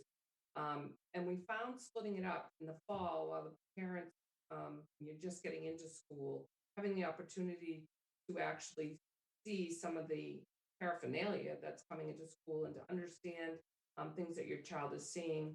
And Dr. Ciavola will talk about how to start the conversation, how young. I mean, she's talking, basically once they can understand words, how to implement and start discussing how, she explains it all, Dr. Ciavola, and she presents it in such a way that's so compassionate and caring that it's easy for a parent to say, okay, I've got this. We've got this. Parents have got this. But she gives you the tools to try it. And it's very quick. It's very simple. It's not too complicated. And then some parents don't realize when their kids gets in trouble that there are some consequences that actually will affect the parents. If your child loses their license and they can't drive till they're 26 years old, that's an impact on the whole family. And then to have and David, Officer Downs will talk about that, and then to physically see. I mean, there's new stuff coming out every single day. It's like I heard about something going off on Cape, and I call up, Officer Stanfield, and he's like, "No, I haven't seen that yet." Then he called me an hour later and said, "I have 2 of them in my office right now. They just showed up. I didn't know there was things such a puff bar. It's a new tool that's out there. They're changing all the time, so it's important for people to be able to come and see, and he will physically show you what it is kids are seeing and actually have in their hands, so you have an idea, because you won't know what it is. You need to know as parents and as adults. Anytime you're around kids, you need to know some of this. So it's great. And then the seventh grade youth summit is just amazing. And that's a whole day event, and we're working on trying to do that virtually. It's quite challenging to make it even similar. It's all about connections. But the youth commission is working on that. They're a phenomenal group of people to work with. And Mark Ellis talked about them working on, and exactly what you're all talking about was what they were talking about. We're doing a climate change summit. They're talking about climate change programs, and I know Councilor Starr was at the meeting talking with them about it. So they're working on the same kind of things. That's their passion and their caring. So it's kind of exciting. It's all meshing up. Yeah. Town Manager Els actually asked us to kind of review the strategic plan of the town and see how we could be more in line with that. So we've really worked towards that to make it. So we're working on wastewater, kind of all that, and maybe educating in a way. Still seeing if we're going to actually do that, but we're going to bring it to the next youth commission meeting and see how that goes. But we have plans in the making. It won't be long before this is your Barnstable. It already is your Barnstable, your Barnstable that you're voting for and running. So, I really applaud you guys for all the hard work after school. I know training and all the pressure of getting to college and everything else. It's an awesome job, and I really appreciate your commitment. You make a difference. Thank you. Thank you. Madam Vice President had a question. Well, I'll defer to Councilor Dagwan. I saw her hand up. Councilor Dagwan? Yes. Hello. Yeah. Dug into this program many years ago. And I can remember that most of the council, almost all of the council, but he twisted our arm, had bribes to get us there, but it was just amazing. And I think what Mr. Machado was saying that you learn new things. At the time passed, I found out that there was something called bath salt. I had never heard of it.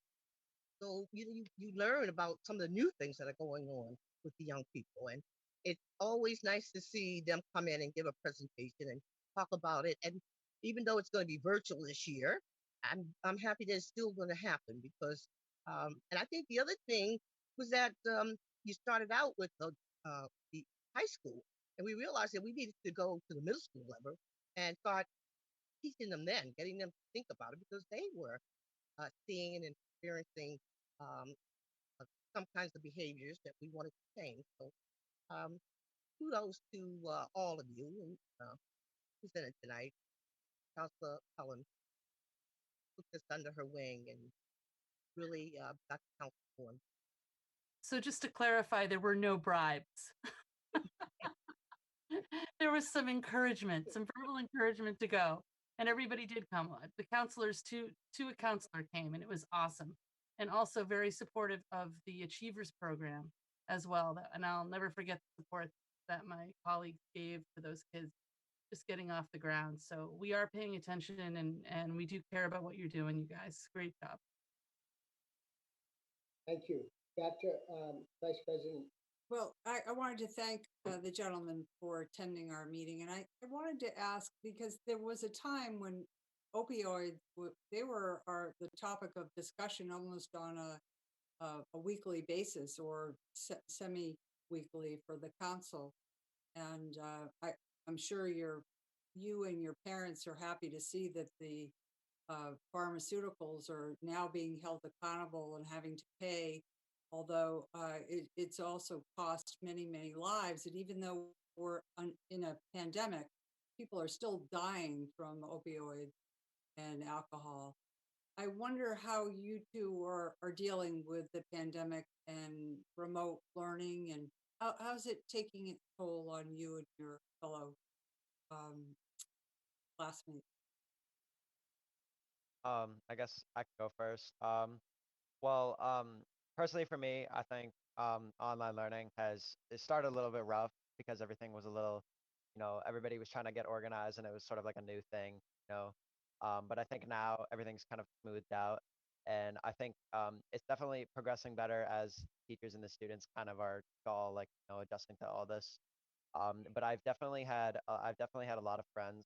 I think I've been relatively lucky during the pandemic. My dad didn't lose his job and everything like that. But I've had a couple of friends who really had a tough time during this pandemic. You were talking about like opioids, drugs. Like I had a couple of friends whose parents and siblings had issues with that during the pandemic, and I felt very bad for them. But there wasn't really anything I could do, so that's why I'm here on the youth commission trying to make a difference here. Um, but yeah, that's kind of been my experience. Lucas wants to answer as well. Cool. Yeah.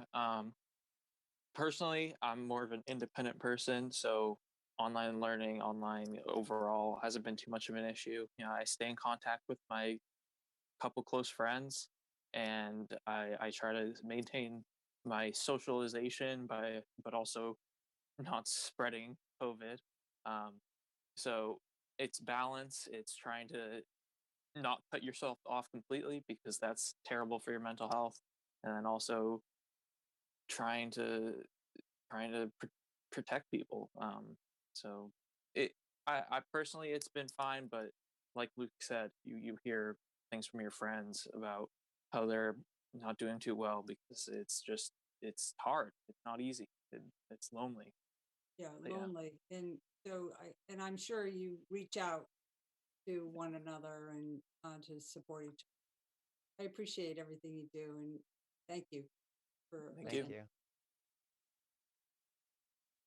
Okay, thank you very much. We don't want to hold you up much longer from your studies. I know we've kept you a long time here, but happy holidays to you both. Thank you for coming and talking to us. We appreciate it. And thank you, Patty. Thanks, guys. Happy holidays. You too. Thank you, counselors. Thank you. Good night now. You too. All right, thank you very, very much. Talking about online, in January, we're gonna have the Massachusetts Municipal Association. We'll have the meeting that we normally go to in Boston. This year, preparing the budget, we did pull back. We had a number of councils, including myself, to save some money. Chose not to go to it this year. But in any event, we are all right now signed up for it that will take place virtually on Thursday and Friday, the 21st and the 20th, the 20th and 21st of January. I'm sorry, the 21st and 22nd of January. However, there is a cost for each of us. And so if you look at your schedule, your calendar, and you see that you will not be able to attend any of that virtual online, I'm sure it's going to be great presentation, great courses, but that's on again, the 21st, 22nd. Please call Cindy, and we have until December 31st to not have to pay for somebody that signed up. So if you think that you can't attend in one day of it, please let Cindy know so we can save a few dollars there. Okay? Another item is thank you, councilors. Most councilors did send in the town manager's evaluation. I know that we evaluated the town manager, and it's part of the charter that once a year, December, we do an evaluation of the town manager. And the top score is 5, and the town manager scored so far on the ones that we came in on time that we're able to scale was 4.5 out of a possible 5. So congratulations to the town manager, and thank you, councilors, for participating in the evaluation. Thank you. And the town manager will see the evaluations and have a discussion with the president and our administrator to kind of go over it. Manager has a right to see our evaluation. Him. So, yes, town manager. Thank you very much for that supportive review. And I look forward to next year's communication based on how we proceed with what we've just discussed. And I can't say enough how appreciative I was of our youth commission, and quite honestly, our superintendent, in recent conversations, helping me to engage our youth. They are a voice that needs to be heard. They are unbiased going in. They are objective and unbiased going into this issue, and it is their future at stake. So I plan to engage them actively along with the rest of our public. And hopefully next year in the communication category, you're still as satisfied. Thank you. Thank you, town manager. Congratulations. I would also like to say thank you to Chief Sanaben and his staff and old people in Duffy Health Center. You all know it's cold out and it's snowing, and the In From the Street program has really gone under the care of the Duffy Health Center to get people in from the street on any night that it's extremely cold, snowing, a lot of wind. And Chief Sanaben is here. So I wanted to thank you for that, Chief. The good work there. Thank you. And then also thank you to Councilor Shaughnessy. Did you want to say something, Chief? Chief, did you want to say something? No, I was just going to say that thank you to all the people we work with in the CIU that is out there every day. We're doing the best they can to help these people. So thank you for the recognition. Thank you. You're doing a great job. Thank you. I want to again thank Councilor Shaughnessy, who heads up addressing homelessness in the town of Barnstable. You know, she's very, very concerned about making sure that we somehow get a warm shelter minimum for people. So everybody's working together to make that happen. So we're very lucky to have some caring people. Thank you again. Councilor Shaughnessy. Anything else in terms of communications that any councilors would like to share? Councilor Levesque, followed by Councilor Net. Thank you, Mr. President. And hopefully Chief Sonnabend can hear my comments. I just wanted to echo a spirit of graciousness, gratefulness, and also, I guess it's anytime a crime committed, it's not congratulations, but it's an appreciated effort by the Barnstable Police Department after the shooting of Trooper John Lennon a number of weeks ago, that because of their immediacy and their action, they're able to locate the car, find out who the suspect was, even, before the state police really and other police departments came here en masse to try to hunt down the suspect. And without that, I believe that the suspect was found, and unfortunate outcome, but at the same time, it was the hard work by the Barnstable Police Department under the direction of Chief Donovan that was able to there's only a certain amount of time you have, and I've been talking to police officers that you have before someone gets what they call in the wind, and the information they were able to obtain here immediately was very helpful in solving this crime and justice prevailing. So I just want to say congratulations to that. And the other thing is the Farmers to Families that I discussed earlier, that's been happening, program with the food boxes that's been happening at Cape Cod Community College will happen this Saturday, but it will be moving to Barnstable, soon to be known Cape Cod Gateway Airport, in either next week or in the beginning of the new year. So I just want to again thank the airport, Town Manager Els, Assistant Town Manager Andy Clyburn for working alongside Mass Military Support Foundation. And again, this is not a veterans only program. Farmers to Families for anybody who is in need, anybody who needs a break, and they can come down and get a fresh box of food. And it includes dairy, meat products, vegetables, fresh fruit. And so I just wanted to, again, it's going to be in the best way to get new information as it comes is the Mass Military Support Foundation website. And that's mmsfi.org, mmfsi.org. Thank you. And thanks again, Chief. Thank you. And the I stands for Inc. Councilor Snett, please. Thank you, Mr. President. I just wanted to alert the full council that last night the Zoning and Regulatory Committee Advisory Committee did meet. We finished our discussion of a draft ordinance to provide for accessory dwelling units by right in the town of Barnstable. We did have some public comment last night. I would say mostly in favor and some good suggestions. And the committee decided to report it out back to the full council, and that will then go on to its next process before coming for you all, I think in 2021. Thank you. Thank you, Councilor. Councilor Clark, please. Thank you very much. Being a member of that subcommittee, I may say that draft ordinance is on the town's website for the public view under the planning and development. Okay. Thank you, Councilor, for that information. Thank you.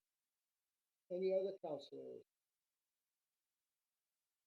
Okay, seeing no others, we will close the item on communication, and we will go to the orders of the day, old business.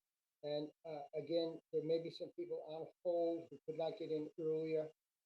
We ask all speakers to please stay within the 3-minute mark if they come into the public hearing. Thank you very much. We'll go to old business. I'm going to ask Councilor Neary to please read into the orders of the day, item number 2021-047, please. Thank you, Mr. President. This is old business, requiring a public hearing. Roll call majority, the council. Item number 2021-047. Appropriation order in the amount of $90,000. The Inspectional Services Department's fiscal year 2021 operating expense budget. Fund a contract for the comprehensive monitoring of rental property as written. Second. We have a first and a second. Thank you very much. We have Commissioner Florence to speak on this item. Good evening, Mr. President, Council President, and members of the Town Council. Thank you for your time this evening. Just by way of background, this appropriation request was for a service that provides a series of tools that Inspectional Services recommending for the Health Division's rental registration program.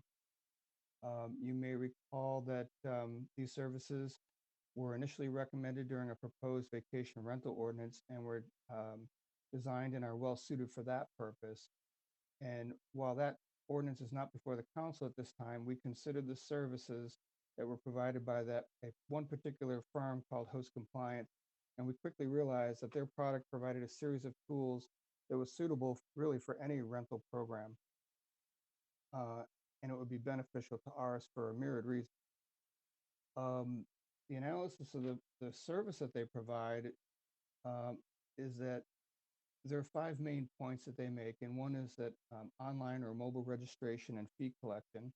So this process guides registrants through the registration process workflows, making it easier for citizens to register.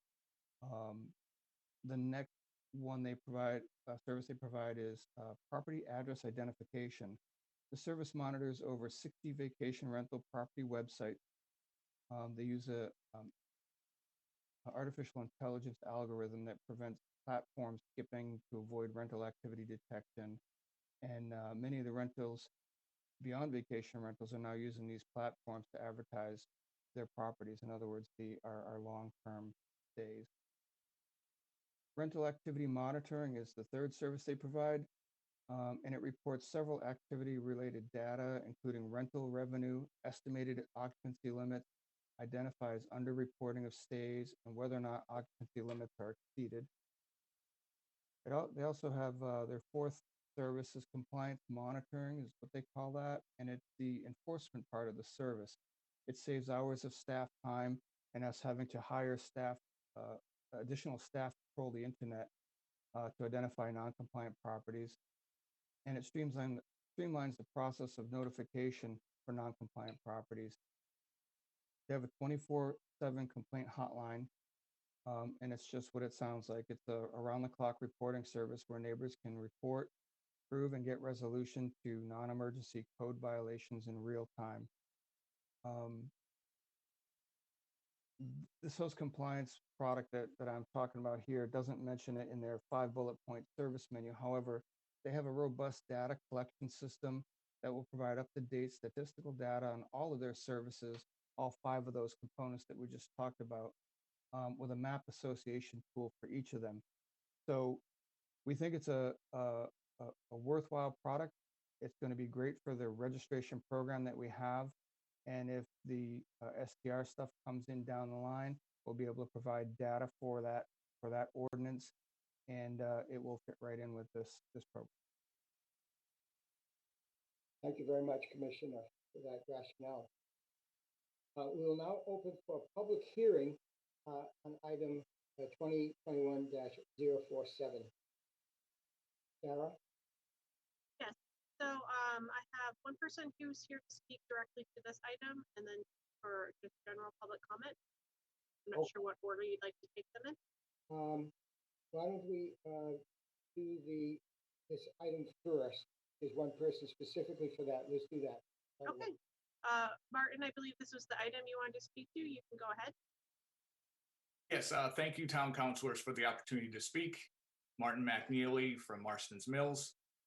A quick look at this proposal, this appropriation. I'm in support of this. I think it's one of the things I've been asking for since the beginning of this process is some real data.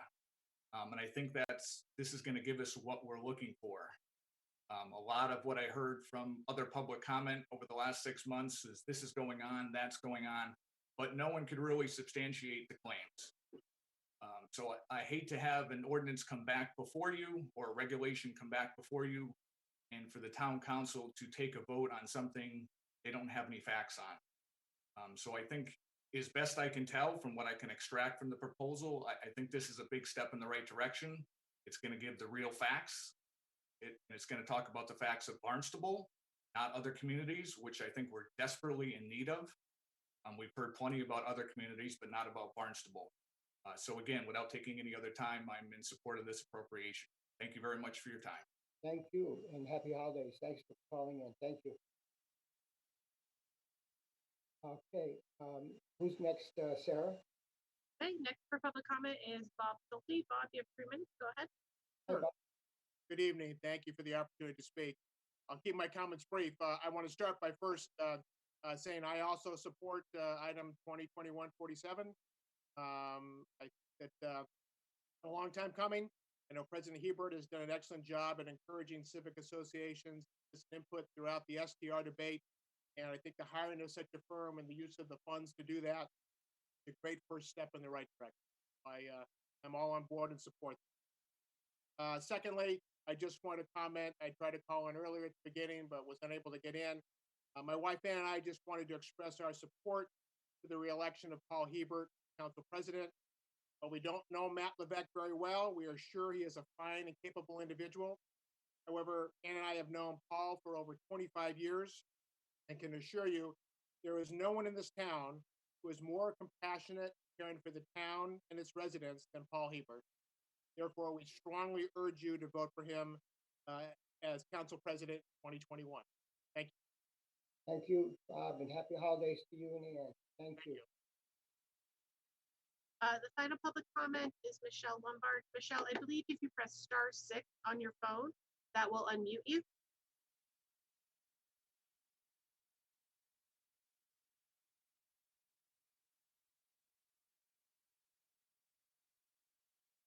Michelle? Sometimes it takes a minute for people who are on the telephone to unmute, so you could. *6 usually works.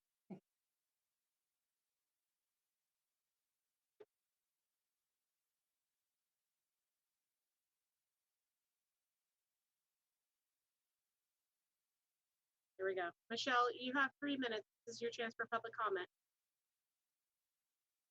Hi, Michelle. Michelle, we can hear you.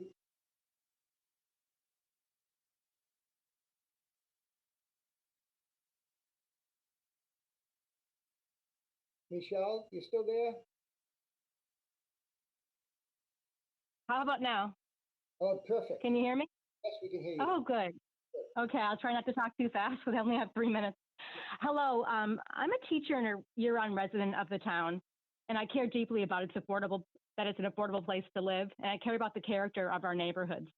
And it's for that reason that I joined about 50 other residents yesterday in sending a letter to the town council and the town manager.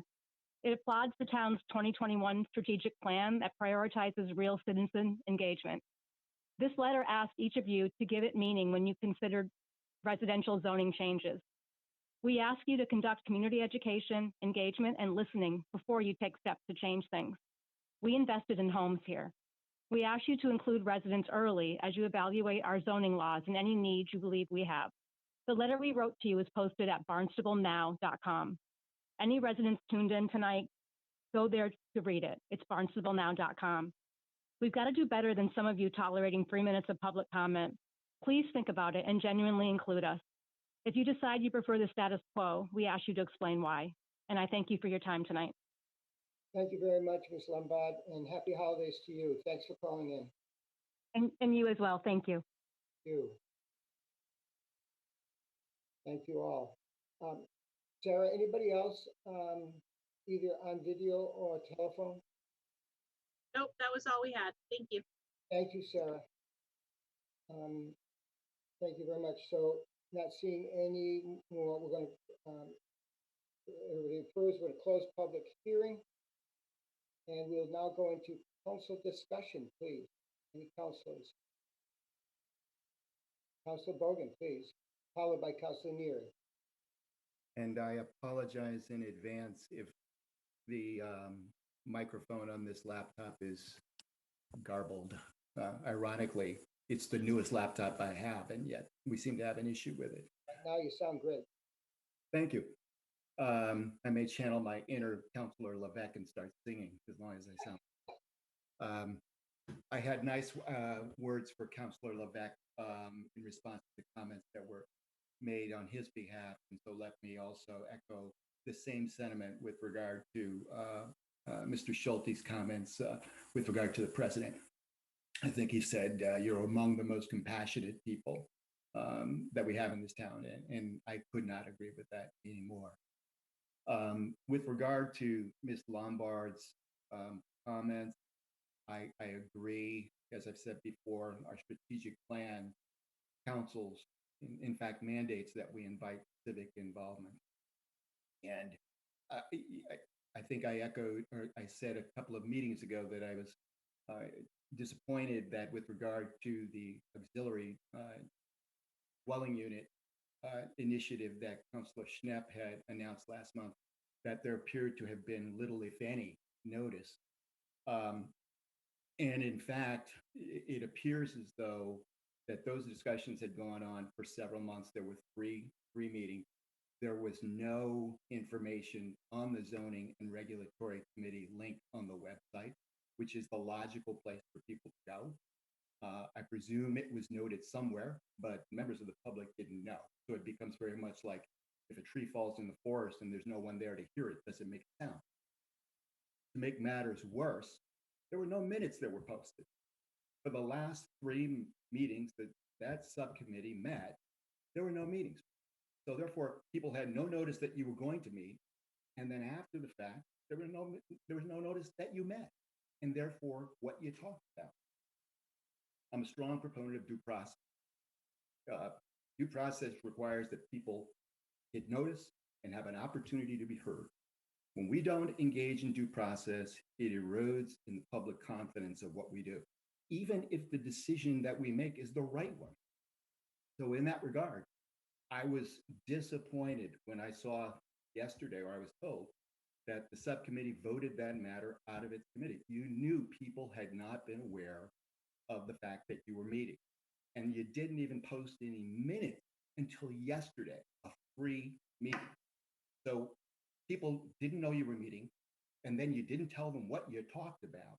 And then the day that you purported to tell them what you talked about, you voted. That's not the way we should be conducting business. And as Ms. Lombard said, and I'll close, we have to genuinely include citizens, and that was not inclusion of our citizens. Thank you. Thank you, Councilor. Councilor Neary, were you next, I believe? Yes, thank you, Mr. President.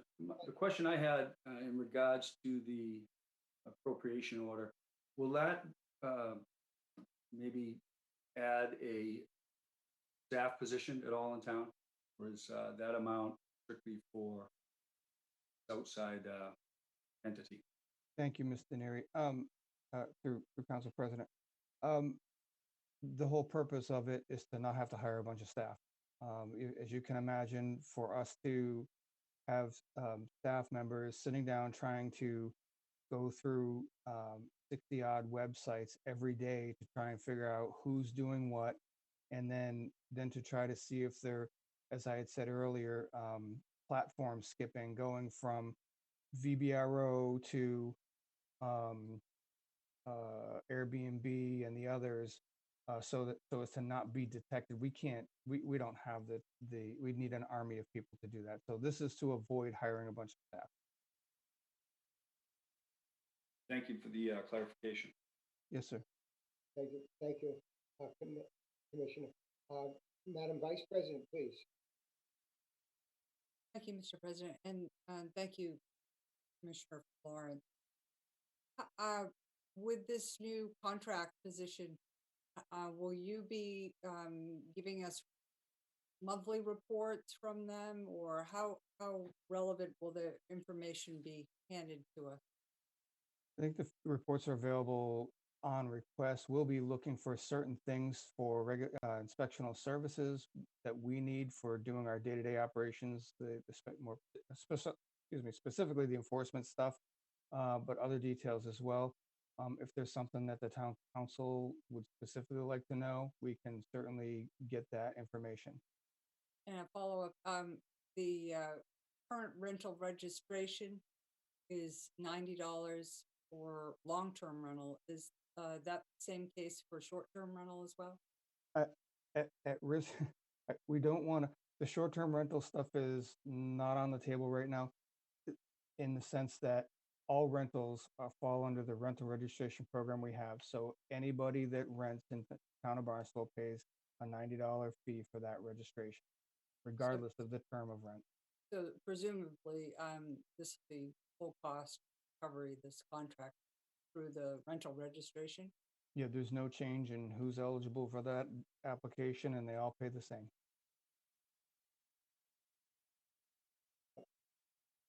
Councilor Cullum, followed by Councilor Snep, followed by Councilor Stock.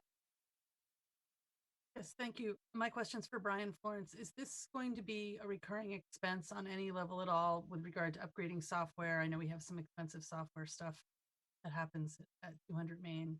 Just want to see what the continuing price tag will be on this item.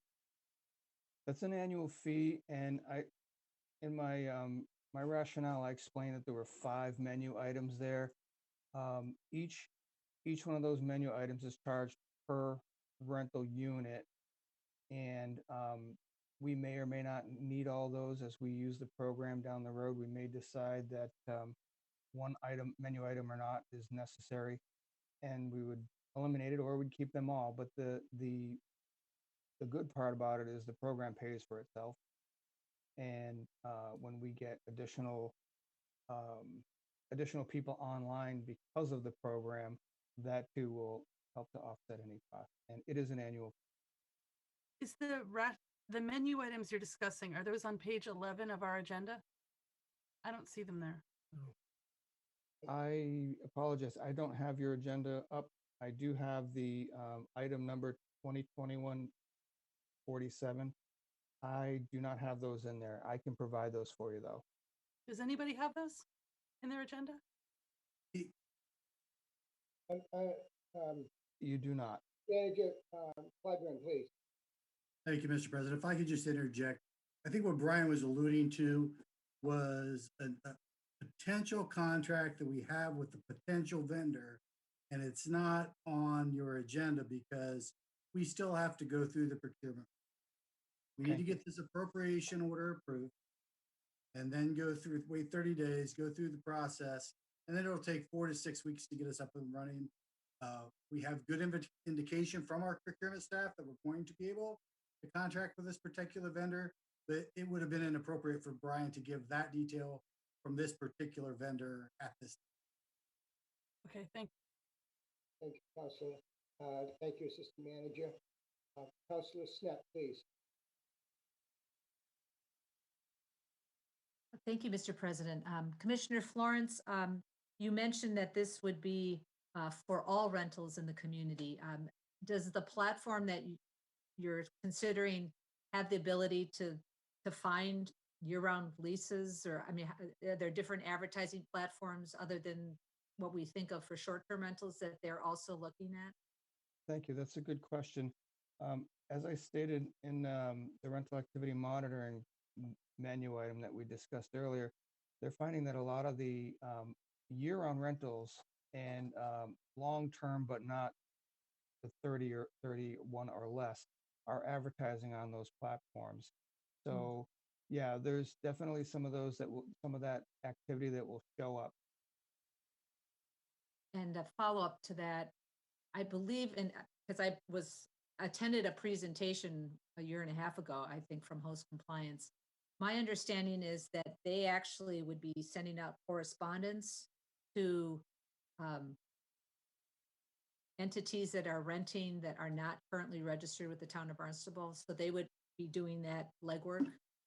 That's correct. We, in cooperation with them, we write the letter, and then we approve the letter that goes out for all compliance matters, whether it's not being registered or not in compliance and in some sort of violative matter that they're involved in, whether it's trash in the street or whatever. Are we able to enforce by putting a fine on people who don't register for this program? Yes, Okay. through the existing program that we have. Okay, that's good. Good to hear. And Mr. President, I might just comment on Councilor Bogan, just because it has been brought up during this public hearing.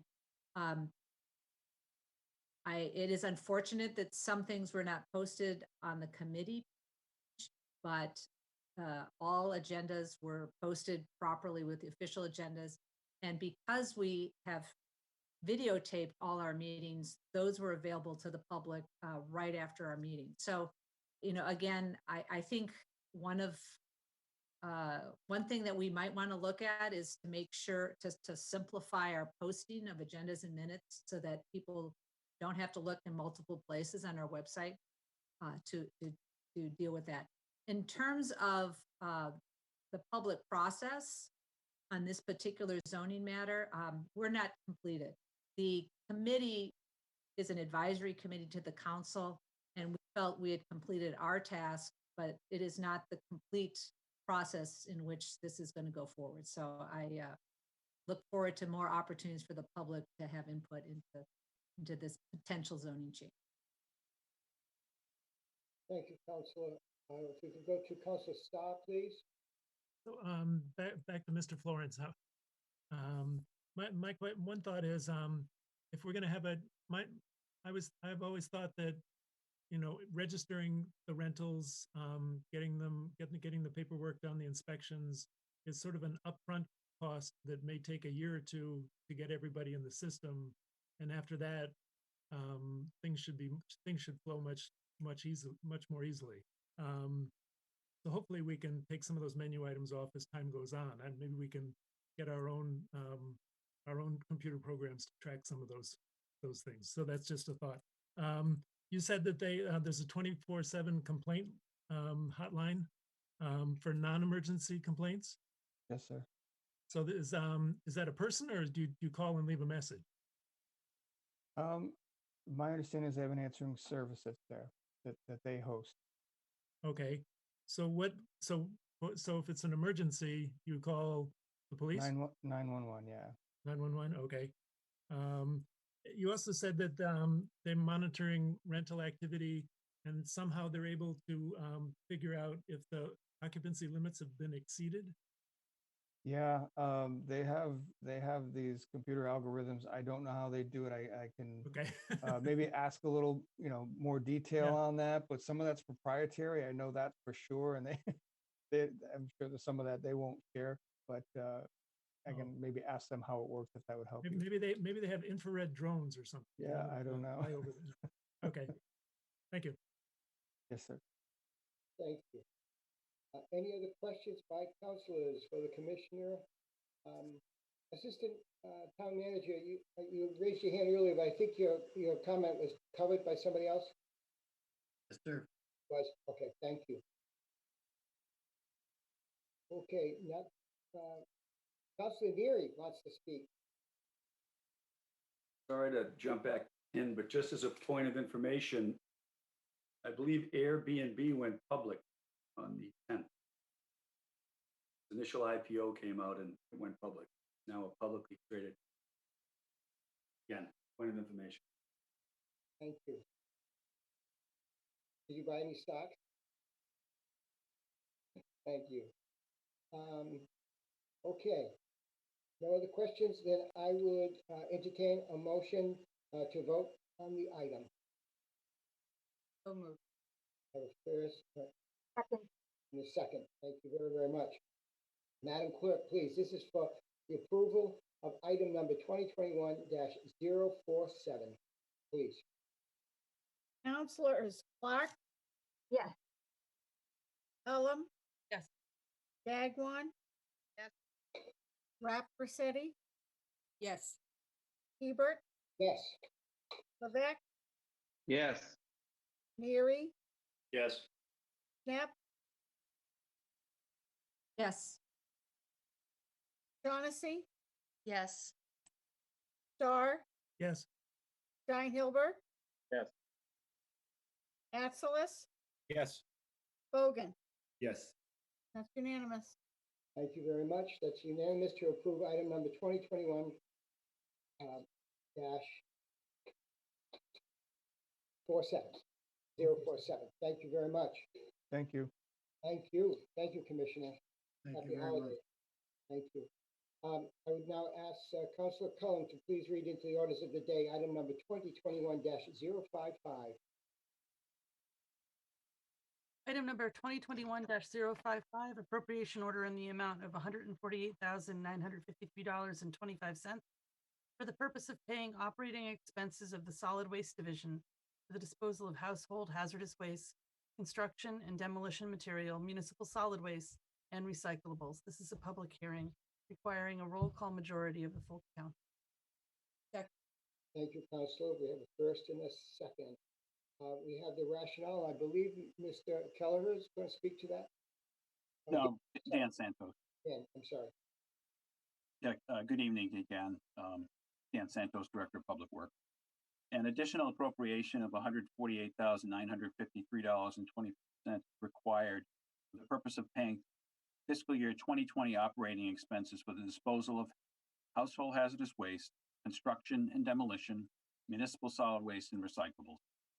Due to the COVID-19 pandemic, the Solid Waste Division experienced extremely high utilization of the facility by customers in the fourth quarter. In fact, municipal solid waste tonnage was up by 40%, and construction and demolition debris up by 15%. In addition, revenue from sticker sales was down approximately $500,000 before the June 30th end of the fiscal year. However, sticker revenue has caught up in July and August, and we're actually this year 300 stickers sold above the past 2 years, which I suspect is the result of eliminating the free recycling. The fiscal year 2020 budget actually experienced favorable variance, with the actual revenue exceeding budget estimates, as well as other operating expenses coming in less than what was budgeted for. Funds for this expenditure will be provided from the Solid Waste Enterprise Fund Reserve. The reserve balance was certified by the Massachusetts Department of Environmental Revenue at $1,284,194 as of July 1st, 2020. Thank you. Thank you, Mr. Santos. Any, okay, Rachel, thank you very much. We will now open to a public hearing on the matter. Sarah, do we have anyone from the public, please? There's no public at this time. Okay, we have no public opportunity. Seeing none, we will close public hearing and we will go to council discussion. Councilors, any questions, comments? Mr. Santos. Mr. Councilor Neary, please.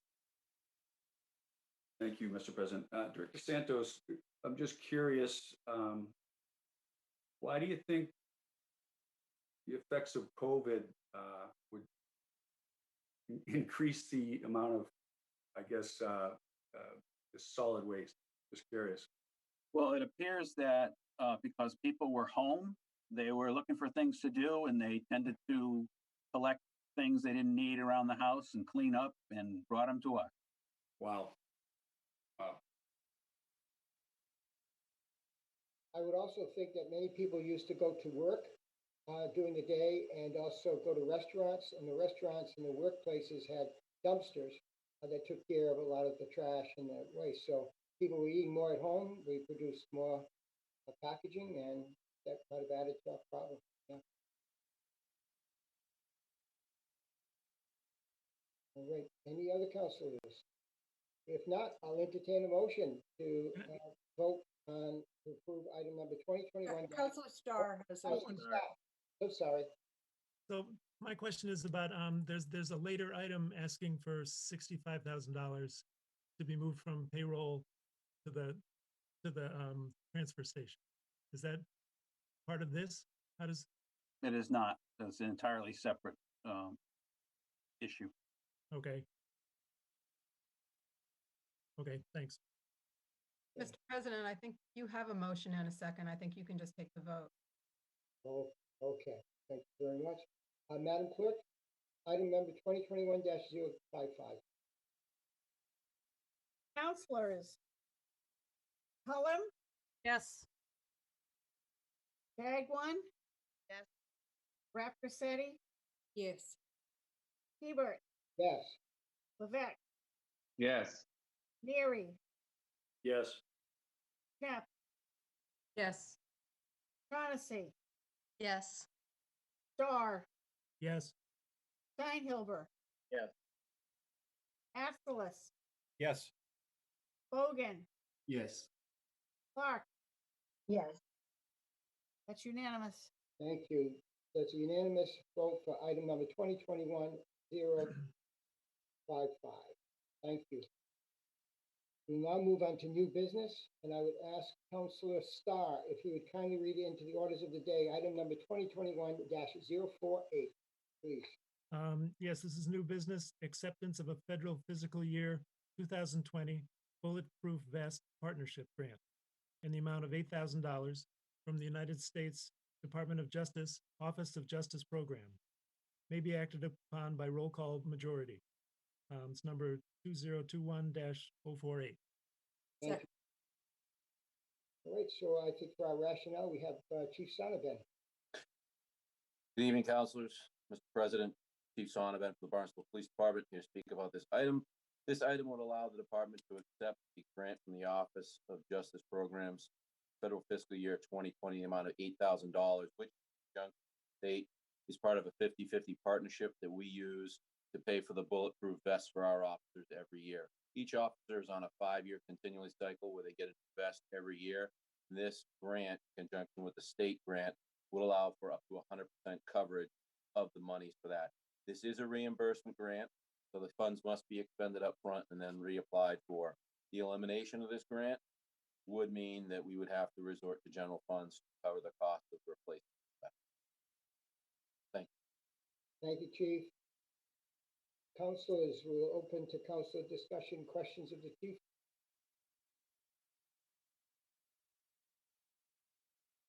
Thank God for those vests because it just saved an officer's life. So a prime example of that they work.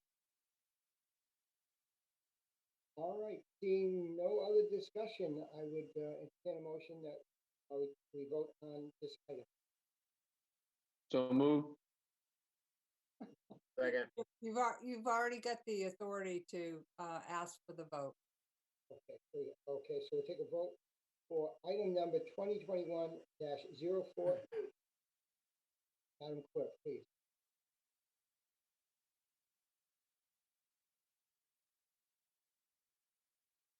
You're muted, Ann. Counselor Stagwan. Yes.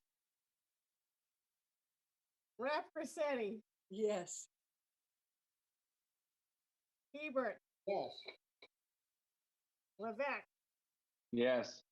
Neary, Yes. Knapp, Yes. Shaughnessy, Yes. Starr, Yes. Steinhilber, Yes. Atzelis, Yes. Bogan, Yes. Clark.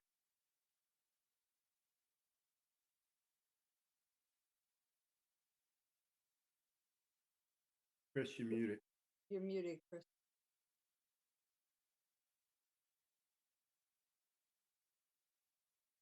I don't see it. Yes, sorry. Oh, there she is. Okay. Cullum, Yes. that's unanimous. Thank you very much. That approves item 2021-049. Thank you. No, 048. Councilor Clark, if you would kindly read into the orders of the day, item number 2021-049, please. Thank you, President Hebert. This is new business which may be acted upon with a roll call majority. Item number 2021-049, acceptance fiscal year 2021 State 911 Department Training Grant in the amount of $16,912 from the Commonwealth of Massachusetts Executive Office of Public Safety and Security. Second. Thank you very much. Chief Sonovan, for our rationale, please. Good evening once again. This is a grant from the Executive Office of Public Safety, Department of 911, Department of 911, in the amount of $16,912.26, which would allow the department to train all of our 14 community emergency communications dispatchers in the recurring certifications each year, 16 hours each year. Also provides for the coverage of training costs for any new dispatchers that we hire throughout the year. The acceptance of this grant would allow us to fulfill all of our training obligations as mandated by the state for a public safety answering point for the town of Barnstable. This is a reimbursement grant, so the funds must be expended up front and then applied for. And the elimination of this grant would mean that we would have to go to the general fund to cover for the cost of these trainings, because these trainings are mandated by the state here. Thank you, Chief. Council discussion, please. Question, the Chief. Right, seeing none, we will take a vote. Madam Clerk, this is on item 2021-049, please. Counselors, Rossetti, Yes. Hebert, Yes. Levesque, Yes. Neary, Yes. Knapp, Yes. Shaughnessy, Yes. Starr, Yes. Steinhilber, Yes. Atzelis, Yes. Logan, Yes. Clark, Yes. Cullum, Yes. Bagwan. Yes. That's unanimous. Thank you. So that approves item number 2021-049. Thank you, councilors. I would ask Councilor Shaughnessy to kindly read into the orders of the day, item number 2021-050, please. Thank you, President Hebert. This is new business, may be acted upon, roll call majority, item number 2021-050, acceptance of a federal fiscal year 2020 emergency management performance grant in the amount of $15,500 from the Massachusetts Emergency Management Agency. Second. We have a first and second. Thank you, councilors. Rationale, Chief Donovan. We're on a roll tonight. The acceptance of this grant will enable the department to upgrade our emergency operations center with some new technologies, which would allow us to better coordinate with other agencies and manage emergency events in real time during the emergency events. This grant requires a 100% match, which is met via our annual maintenance contract for the reverse 911 system that we have incorporated, and exceeds the match requirement of $15,500. All costs associated with this grant must be completed by 30th, 2021. Thank you, Chief. We will now move to council discussions, the discussions on this item. If seeing none, I'm sorry, Councilor Clark, please. Thank you very much, President Hebert. Chief, I'm just curious. It looks like this is a fiscal year 2020 grant, and the previous grant proposal was fiscal year 2021. It's a federal fiscal year 2020. So their fiscal year runs till the end of September. They start the new fiscal year in October. Thank you very much for that. Thank you. The others, right?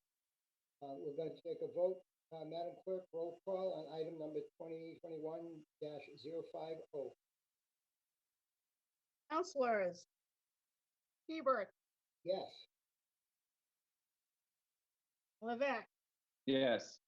Neary, Yep. Yes. Knapp, Yes. Shaughnessy, Yes. Starr, Yes. Steinhilber, Yes. Atzelis, Yes. Logan, Yes. Clark, Yes. Cullum, Yes. Bagwan, Yes. Rossetti. Yes. That's unanimous. Thank you, Council. That approves item number 2021-050. Thank you. Would ask Councilor Bogan if you would kindly read into the orders of the day, item number 2021-051, please. Yes, Mr. President, item 2021-051 is new business, may be acted upon on a roll call majority. Acceptance of a fiscal year 2021 911 Department Support and Incentive Grant in the amount of $270,026 from the Commonwealth of Massachusetts Executive Office of Public Safety. As written. Second. Thank you. We have the first and the second. The rationale again to Chief Donovan. Thank you. Oh, you're welcome. Thank you for having me. This grant is significant to the Barnstable Police Department as it provides us with $270,026 used to supplement the salaries, pay for the salaries, overtime of our emergency dispatch personnel. This is a reimbursement grant for personnel costs. Costs would be expended up front and reapplied for, but it would be the elimination of this grant would be a significant fiscal impact as we would have to go to the general fund to cover the costs as obviously we need to pay our dispatch. So thank you very much. Very much. Councilor discussion. Seeing none, we'll call for a vote. Roll call vote. Madam Clerk, please. On item number 2021-051. Councilors Levesque, Yes. Neary, Yes. Knapp, Yes. Shaughnessy, Yes. Starr, Yes. Steinhilber, Yes. Atsalas, Yes. Hogan, Yes. Clark. Yes. Cullum, Yes. Bagwan. Yes. Rapisetti, Yes. Hebert. Yes. That is unanimous. Thank you very much. Madam Clerk, that's approved. Item number 2021-051. For first time reading into the orders of the day, I would ask Councilor Atsalas. Thank you very much for reading in item 2021-052, please. This is new business, may be acted upon by roll call majority. Item number 2021-052. Acceptance of a fiscal year 2021 State 911 Department Emergency Medical Dispatch Grant in the amount of $20,299.98 from the Commonwealth of Massachusetts Executive Office of Public Safety and Security, as written. Thank you. We have a first and a second. Rationale again, Chief Donovan. Last one. Mr. President, members of the council, this grant would allow the department to cover some obligations that we have to the Department of 911. It covers our maintenance contract, software contract with our emergency medical dispatch phone provider with Power Phone, the amount of $319. It also covers the annual contract for our emergency medical dispatch director with Cape and Islands Emergency Medical Service in the amount of $6,500. It also covers the cost of 160 hours of overtime to cover quality assurance, call screening to make sure that the dispatchers are performing their duties and random screenings of calls. So this is a significant grant for us. This is a reimbursement grant. It covers all costs, must be expended up front. Then we apply for reimbursement. The elimination of this grant would require general fund expenditures, as these are things Department 911 for public safety answering points. Thank you. Thank you, Chief. A council discussion on this item. Madam Vice President, please. Thank you, Mr. President. I can't let Chief Donovan come without any comment. I want to thank you and your department. I also want to recognize Ms. Bevilacqua. Has she been under the tutelage of Ann Spillane writing these grants, or? Yeah. Yes, she has. Alina really did a lot of the writing of these grants this time around. We are grateful to have her on staff. She's really coming along quite far. Pretty soon she's going to be sitting right here presenting some of these as well. I know this summer she got a chance to do a couple, but we wanted to have her here. She was here to answer some questions in case there was some technical questions, and we're going to allow her to answer. Great. Well, I don't have any specific question, but thank you very much for stepping up and filling. I think Ann's not going anywhere, though, is she? Ann Spillane? No, we got to have succession planning in place, though. And, you know, to better have the staff well-rounded and understand what goes on a day-to-day basis, you do have to train others to be able to do things too, and lighten the load and broaden out the task. You know? Absolutely. Thank you. Thank you very much. Yep. Thank you, Councilor Cullen, please. Yes, I also wanted to comment. Hi, Lena. First of all, Lena's in Suffolk with me getting her MPA. So we're buddies. But I wanted to also thank the BPD for something that happened this weekend at my house when we were just finishing opening our early Christmas presents. There was a police presence in my yard with a canine unit in search of someone. And I just wanted to thank you for your very, very professional response and really helping us in our neighborhood and keeping it safe. And it was very startling, that's for sure, but it was all business. And I really appreciated the effort and the professionalism. And I'm really thankful for everything you guys do. And I know it's not an easy job and you're taking it in the chops right now, but we couldn't have our town without you. And I think every one of us really appreciates all of your effort and your kindness and your humility and your professionalism. And I could go on and on and on. So thank you so much. It's a very professional organization and I'm very proud to be a town councilor in this town because of you guys. Thank I appreciate I'm in a unique position to be able to grab kudos and to be able to sit here and hear all the wonderful comments that everybody has. But I really have to say that it is the men and women that I work with each and every day and the wonderful town that we live in and we are so grateful to serve, that it's their work. I'm standing upon the shoulders of the great people below me, and I will never forget that, and I'm truly appreciative of it. But thank you. Thank you. Thank you, Chief. Councilor Shaughnessy, please. And so we have this opportunity. I believe I'm not incorrect in having read this week that in the Toys for Tots drive, not that there are any winners and losers in that program. The kids I are would all just like to say that Barnstable Police were not number 2, not number 3, number 1. So awesome job, amazing. I also wanted to say, Chief, that one thing I've noticed in my first year here as a town councilor is that anytime you've been delivered compliments or thanks, I just want to say that every single time, without fail, you turn it right around and put it back on your team. And to me, that is one of the ultimate hallmarks of a good leader, is to, essentially say that I wouldn't be where I am without the support of my team. So kudos to you for that. I appreciate it because you're right. I wouldn't be where I am without them. I'm not the one that does all the work. I sit here and I represent them, and I'm here before you to ask for things so that they can do their jobs every day and continue to serve this community with pride and the dedication and with the skill in which it really deserves. And so for that, we are thankful for you and all the other members of the council and the community for their support in allowing us to do that, to have the things that we need to serve you. Thank you.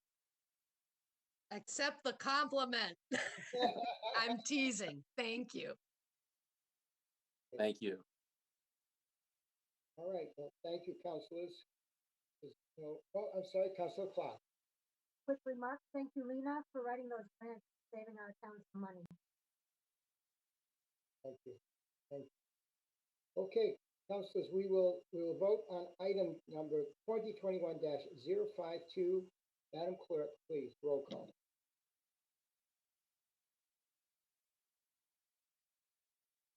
Counselors, Neary, Yes. Knapp, Yes. Shaughnessy, Yes. Starr. Yeah. Steinhilber, Yes. Atzelis, Yes. Hogan, Yes. Clark, Yes. Cullum, Yes. Bagwan, Yes. Rossetti, Yes. Hebert, Yes. Levesque. Yes.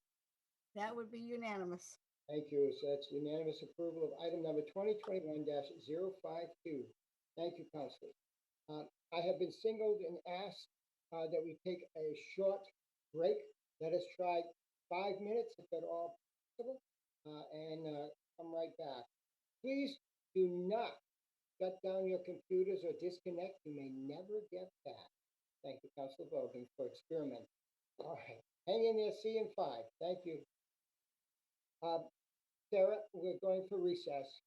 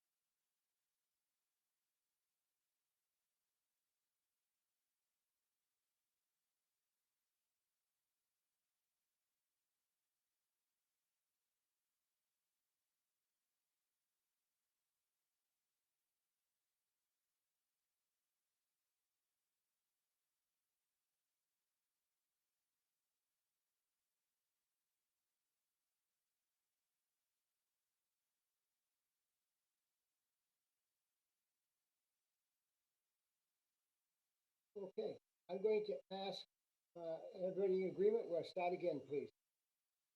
Councilor Gagwan, if you could kindly read into the orders of the day, item number 2020-056, please.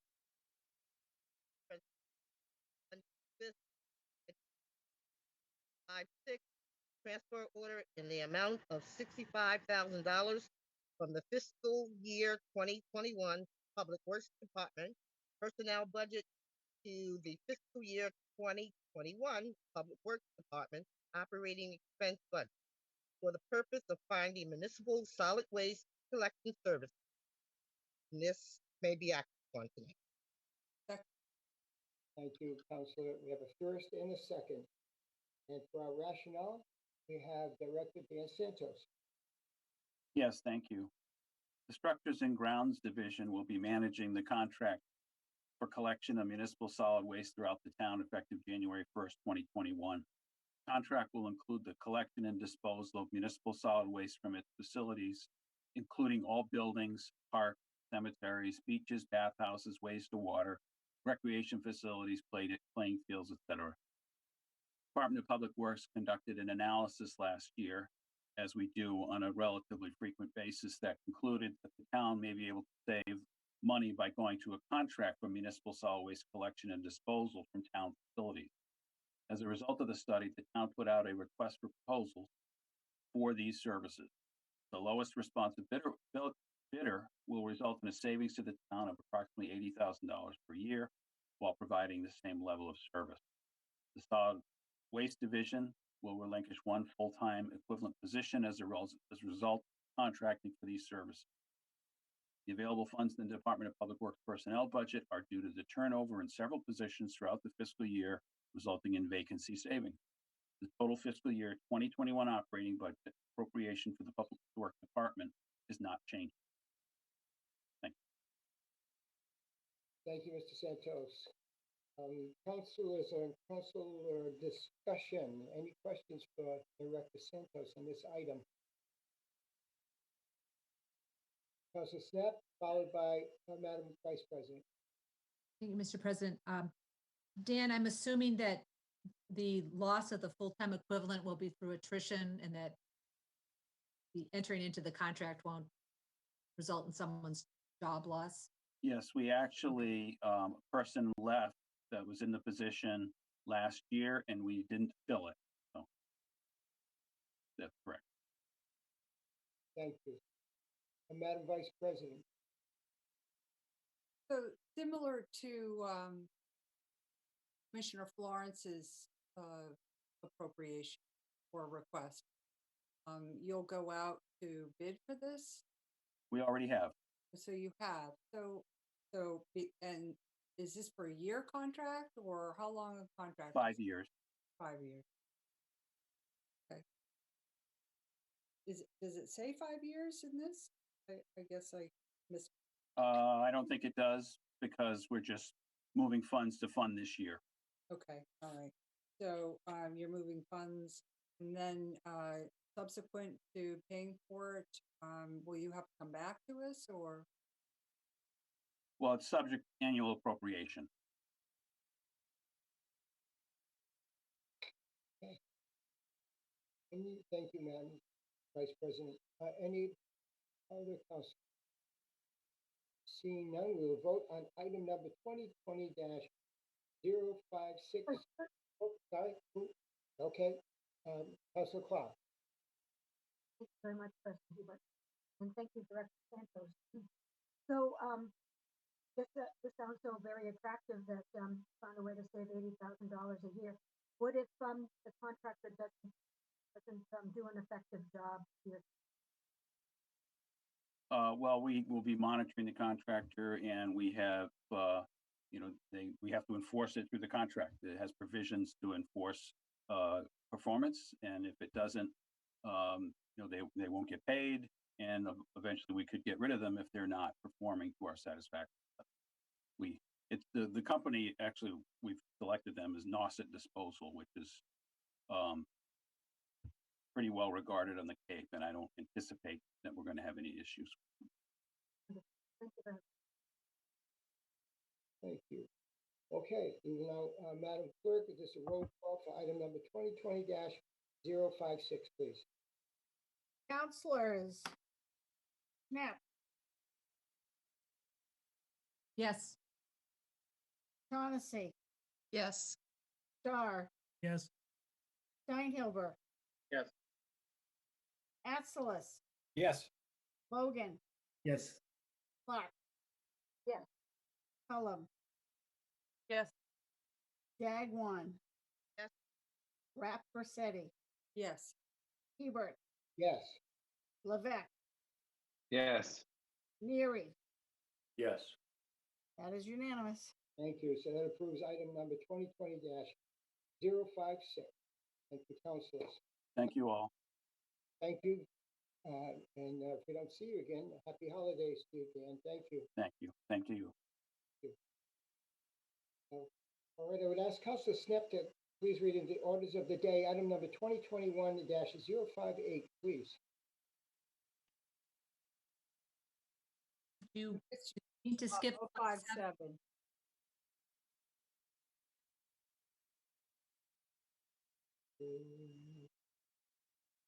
Page 26. Okay, okay, could you do item 057, please? Councilor Snep, if you would. Oh, okay. This is an. Point of order. Sorry. Yes. Point of order. Do you want me to do the appointments, Mr. President? Yes, that's a 060, correct? There's two. There's two. There are two. Okay, if that's apparently this is mixed up a little bit. So is 057 an appointments item? Yes, sir. Yes, Mr. President. If you would do that, sorry, Councilor Snap, if you would do that, Councilor Levesque, please. Thank you, Mr. President, and thank you, Councilor Schnapp. So this is new business, first reading, referring to a second reading, January 7th, 2021. This is item 2021-057. Appointments to a board, committee, or commission. Resolved that the town council appoint the following individual multi-member board, committee, or commission for the Mid-Cape Cultural Council: Jill Horton Sims, Marston Mills, as a regular member to a term expiring June of 2021, and Carolyn Farrell of Hyannis, regular member to a term expiring 6/2021. Second. Thank you. We have a first and a second. Mr. President, Yes. I'd like to make a motion that we suspend the rules and proceed to a vote on for these two appointments. Reason being that the council certainly could use the members, and they'll be discussing their budget for 2021 in the next few weeks. Helpful to get them seated as possible. Second. Okay, we have a first and a second. Do we need to vote on the suspending? Yes, okay. You do, and I'm just double checking the charter to make sure that's just the rule and not in the charter, but go ahead for now. Okay, thank you very much. Madam Clerk, this is to suspend the rules so that we take the vote this evening instead of referring to another meeting. Yeah, I think it's Rule 11. Yes, I think so. Counselors Shaughnessy, Yes. Starr, Yes. Steinhilber, Yes. Atsalas, Yes. Logan, Yes. Clark, Yes. Cullum, Yes. Dagwan, Yes. It's not Rule 11. Rapp Rossetti, Yes. Hebert, Yes. Levesque, Yes. Neary, Yes. and Schnapp. Yes. 13 yes. Okay, thank you very much. Any discussion on the appointment? Thank you, Councilor Steinhilber, for that motion. Seeing none, Madam Clerk, this is a roll call vote on item number 2021-057, please. Counselors Starr, Yes. Steinhilber, Yes. Atzelis, Yes. Bogan, Yes. Clark. Yeah. Cullum, Yes. Gagnon, Yes. Raffacetti, Yes. Hebert, Yes. Levesque, Yes. Neary, Yes. Knapp, Yes. Shaughnessy. Yes. That is unanimous. Thank you, Madam Clerk. So that's unanimous approval of item number 2021-057. Thank you. Now I would ask Councilor Snep to kindly read into the orders of the day item number 2021-058. I apologize for the error earlier. This is an item of new business to refer to the planning board. Item number 2021-058, to amend the zoning map of the town of Barnstable to expand the multifamily affordable housing district to include map 250 parcel 160 at 3 Whitehall Way, Hyannis, Mass. Okay, thank you. We have a first and a second. This is a vote to refer to the planning board. Do we need any discussion on this right now? We're just going to take the vote, huh? Okay, Madam Clerk, this is a vote on item number 2021-058, please. Councilors Steinhilber, Yes. Atzelis, Yes. Bogan, Yes. Clark, Yeah. Yes. Gagnon, Yes. Raffacetti, Yes. Hebert, Yes. Levesque, Yes. Neary, Yes. Knapp, Yes. Shaughnessy, Yes. Starr. Yes. That's 13 yes. Thank you, Madam Clerk. And so that is for item number 2021-058 approved. Thank you. I would ask Councilor Steinhilber to kindly read into the orders of the day, item number 2021-059, please. Thank you, Mr. President. I'd like to refer item 2021-059 to the Planning Board, amending Article 3, Chapter 240, Section 16.1 of the zoning ordinance to modify the required percentage of affordable units, revise the definition of affordable unit, Article 11, Chapter 240, Section 116 of the zoning ordinance to exempt development under the multifamily affordable housing and the age from growth. Thank you, Councilor. We have a first and we have a second. Thank you very, very much. Again, this is to refer to the planning board, item number 2021-0. Madam Clerk, roll call, please. Councilors Atzelis, Yes. Bogan, Yes. Clark. Yeah. Cullum, Yes. Gagnon, Yes. Raffacetti, Yes. Hebert, Yes. Levesque, Yes. Neary, Yes. Knapp, Yeah. Shaughnessy, Yes. Starr, Yes. Steinhilber. Yes. Passes 13 yes. Thank you. So that approves item number 2021-059. Thank you very much. If I've got this correct, we have item number, I'm going to ask Councilor Levesque to do item number, read into the orders of the day, item number 2021-060. Thank you, Mr. President. This is new business. It's the first reading, referring to a second reading in January 7th, 2021.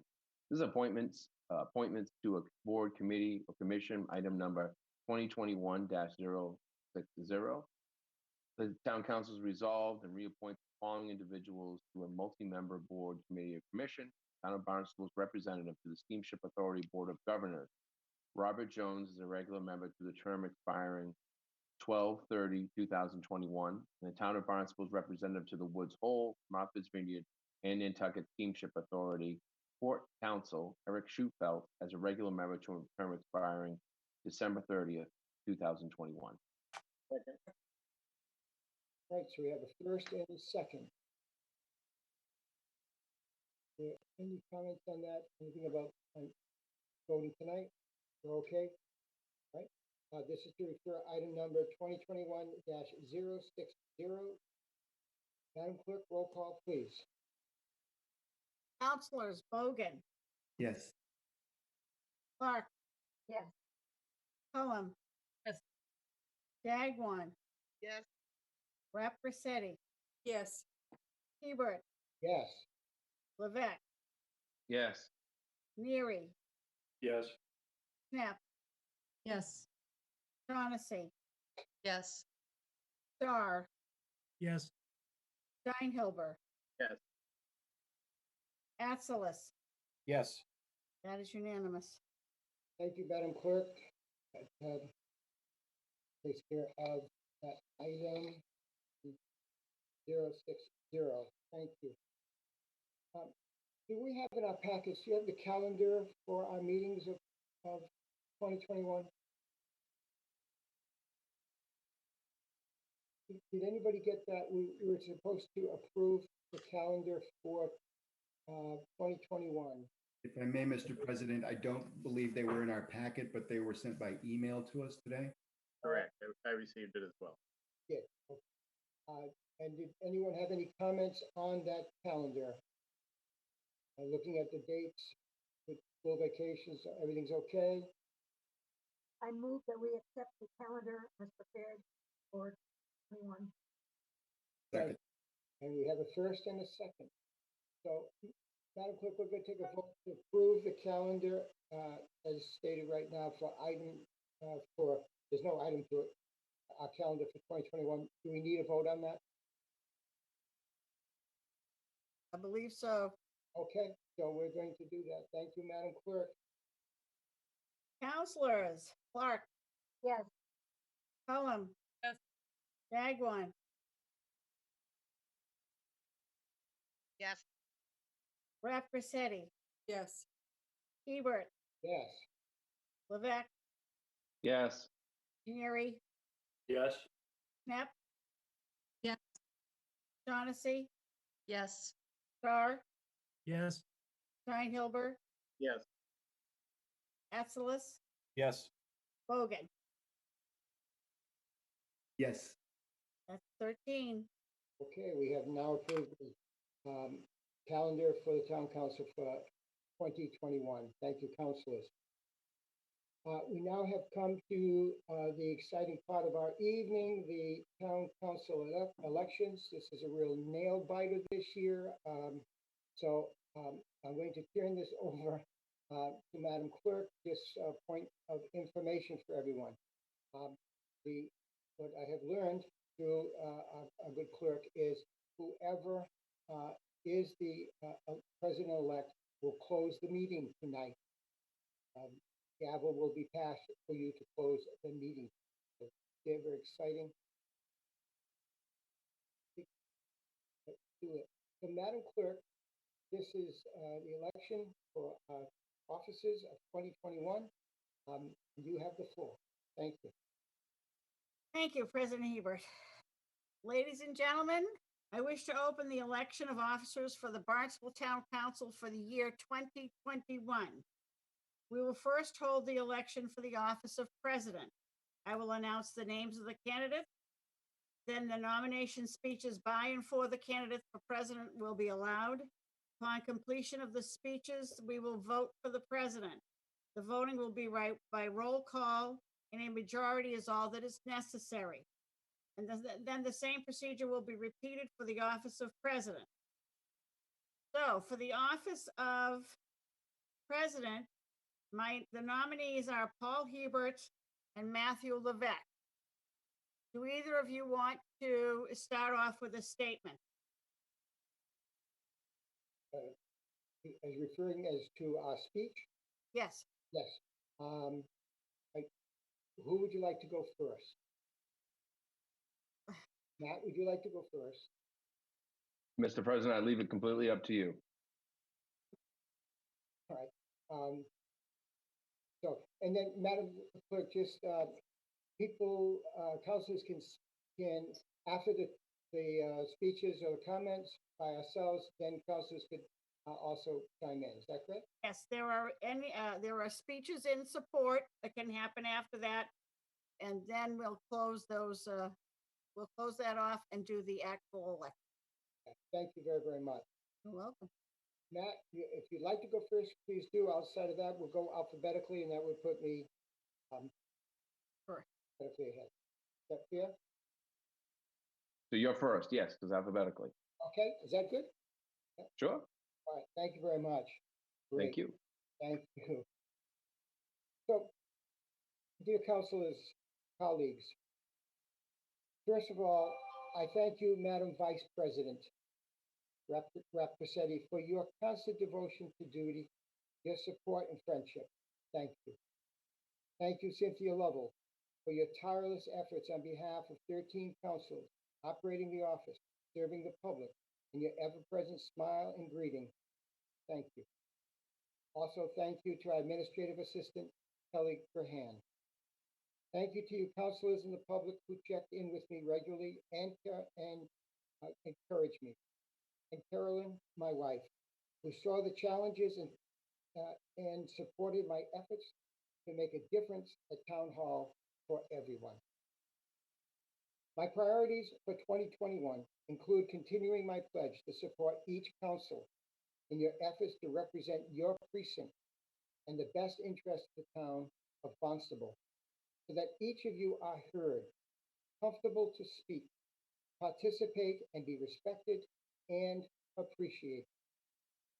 Equally, I put forth the same welcoming respect and appreciation for every citizen at public comment as we honor what we say in our strategic plan, an oath to represent and to engage the citizens. Councilors respectfully responded to public comment during the year and wisely understood that we need to pay attention to the content of public engagement. This is the task of the chair. This is servant leadership. Operating under the conditions of COVID-19 with Zoom meetings to keep everyone as safe and as well as possible is a challenge. There is an emotional toll to these stressful times. Our council passed historic town operating and school budget. We acted on and approved over $12.2 million of capital improvement plans. We approved $1.3 million for the funding of the sewer infrastructure at Route 28. We appointed and reappointed 63 members to boards, committees, and commissions. We approved the release of the draft comprehensive water management plan for regulatory review by the state and the Cape Cod Commission. We approved $2.5 million in community preservation funds for community housing units. We approved the resolve for the James H. Crocker Jr. Hearing Room and for climate resolve. We held our strategic planning session and approved the final report, including engaging the citizens. And we evaluated and extended the town manager's contract. Among other actions, we brought the short-term rental ordinance and zoning into focus as councilors did their homework, worked to make it right. Finally, we have passed an item tonight for contracting of a vendor to register and monitor all rentals and a potential for 24-hour complaint hotline. This will get us the data we all want. The leadership and the councilors served the public and furthered the process of the council. Finally, words do matter.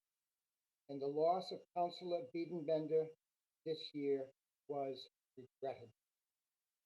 The special meeting of the council on December 10th had 100% councilor participation and showed compassion for the demands that the wastewater plan would place on the homeowners, seeing clearly that we, as councilors, are also the citizens. Priorities remain to address COVID-19, the housing crisis, the environment, and our economy that all ride on the success of the wastewater action and financial plans being presented by management. We will all get there together for a better environment, more housing options, clean drinking water, and a robust economy. It has been a year of learning the duties and responsibilities of council president. I need to be stronger at working with the chairs of the ad hoc committees. I need to build bridges between the council and the citizens who elected us to represent them, and how to bring them with the council's input to the table as found in our charter. In my heart, I am seeking your vote because I believe now is not the time to change leadership. Wonderful as my friend Levesque is. I will continue to serve this council and the citizens, whether I remain as presiding officer or councilor from Precinct 3. I do ask for your consideration and for your vote. With that, I thank you, wishing everyone a happy, a holy Hanukkah, a Merry Christmas, and a healthy and happy New Year. Thank you. Thank you, President Hebert. Matthew, would you like to go next? Yes, please. Thank you, Town Clerk and Quirk. I always like saying that. First of all, I want to thank President Hebert, Vice President Rep Grissetti for your service in 2020. I think I speak for all of us. This has not been a very easy year. And it's been very challenging, and more so than just the task at hand. And I really appreciate it, and I appreciate your service for 2020. I moved to Cape Cod in July of 1995. And don't worry, I'm not going to talk my history for the last 25 years. However, what brought me to Cape Cod was, like a lot of other people, was the restaurant business. And I opened as a manager the Old Country Buffet restaurant in Hyannis. Not everybody knows that. I figured I'd throw that out there. And when I say that is, I was supposed to be here for 3 months, and that is obviously wasn't the case. That Old Country Buffet was probably the busiest restaurant ever on Cape Cod before or since. That first calendar year, we did over $3 million in business, averaged about 13,000 guests a week. We had one tractor trailer truck from Cisco Foods that delivered just our order every Thursday morning, which was normally 475 to 550 pieces. Now, I say that to say that I understand what it's like to be busy. I understand what it's like to have hard work. I was 21 years old, one of the youngest associate general managers in the company. And I took pride in the fact that we worked hard to wow our guests. I had 130 employees. I was not alone on the management staff, but I was second in charge. And so I know what it's like. And here we are in Cape Cod, and we are the biggest town. We're the highest volume town here on Cape Cod. And I do not take it lightly that this is a big responsibility. Civic service before self is my motto. When I'm involved in something, I want to try to apply every ability, every skill that I have to make whatever I get involved in better. Not necessarily, and sometimes to my own detriment, but to the better of the whole, better for the entire group. I've been the president of the Barnstable Little League. I've served on the Zoning Board of Appeals and other various school boards, church boards. All along, my goal is, and something I learned from working at Old Country Buffet, is that you need to wow your customers with service And the product that you put out has to be what they expect every time they come. It needs to be consistent.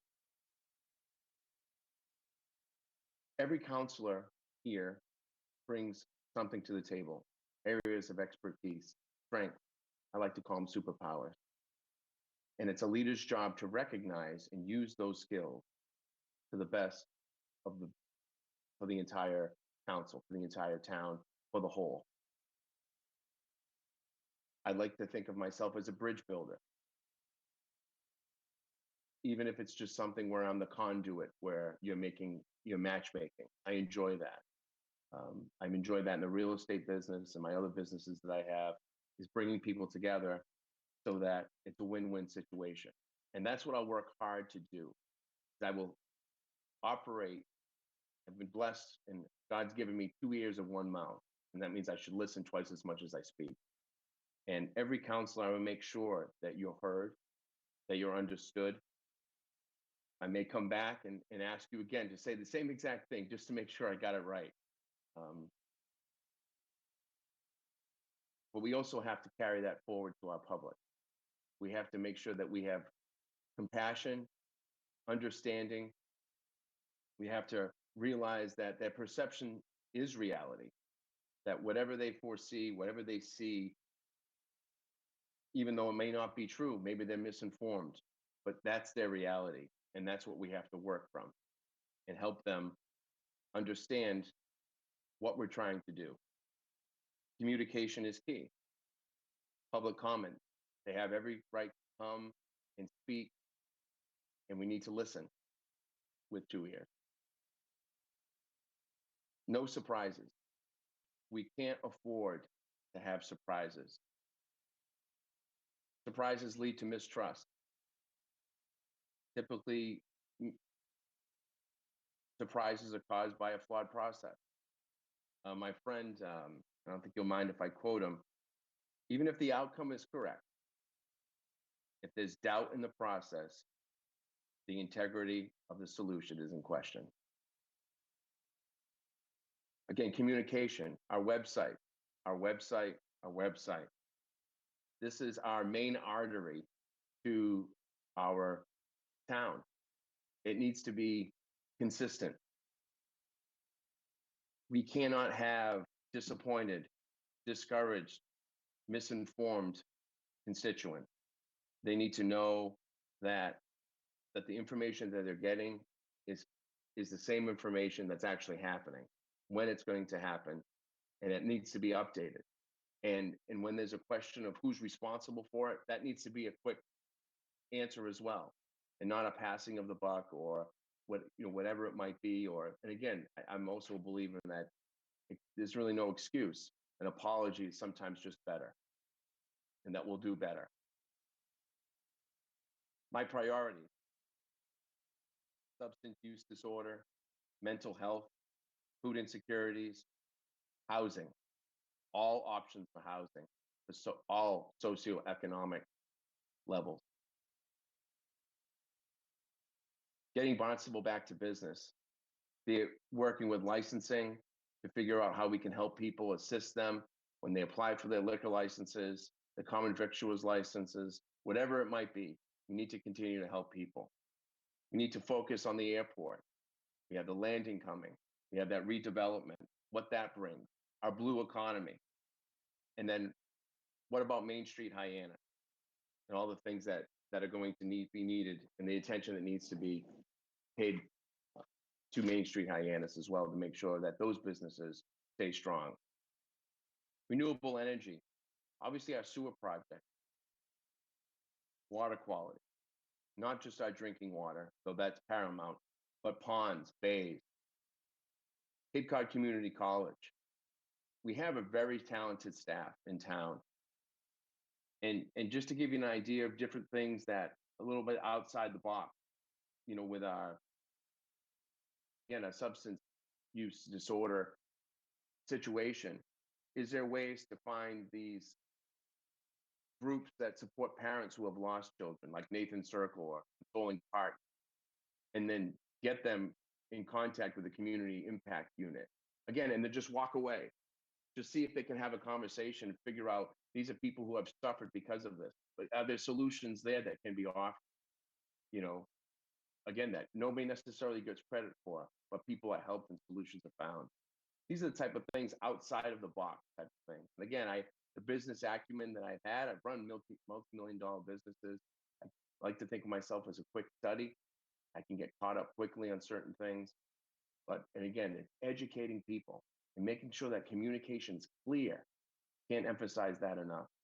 And again, working with a very talented staff, a staff that other towns are envious of, they drool over, and wish what we had the people, some of the smartest people in the room. I walk in a room and town of Barnstable staff, smartest people in the room.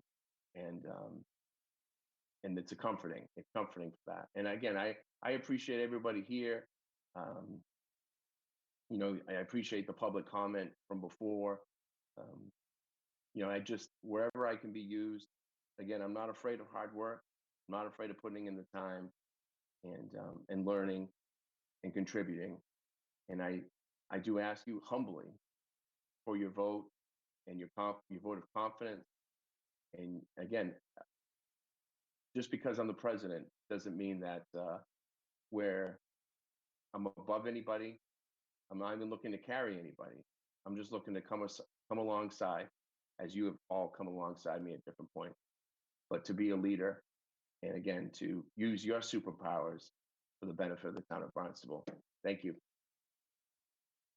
Thank you, Councilor Vec. Now's the time for any additional speeches in support of the two candidates. I'll just raise your hands and I'll start. Deborah, I saw you first.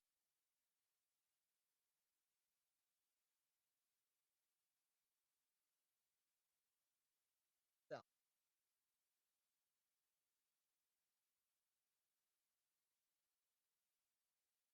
I find both candidates very compassionate and community centered. I looked up one Sunday at my church. I sit with the church choir, and I looked out. And it was Matt Levesque. And it wasn't until I heard him say at one of the social events that we had around, we'll keep inviting him to these things, what a wonderful voice he had. And I know he saw that for that reason. I think we have two strong candidates here. But I want to speak on behalf of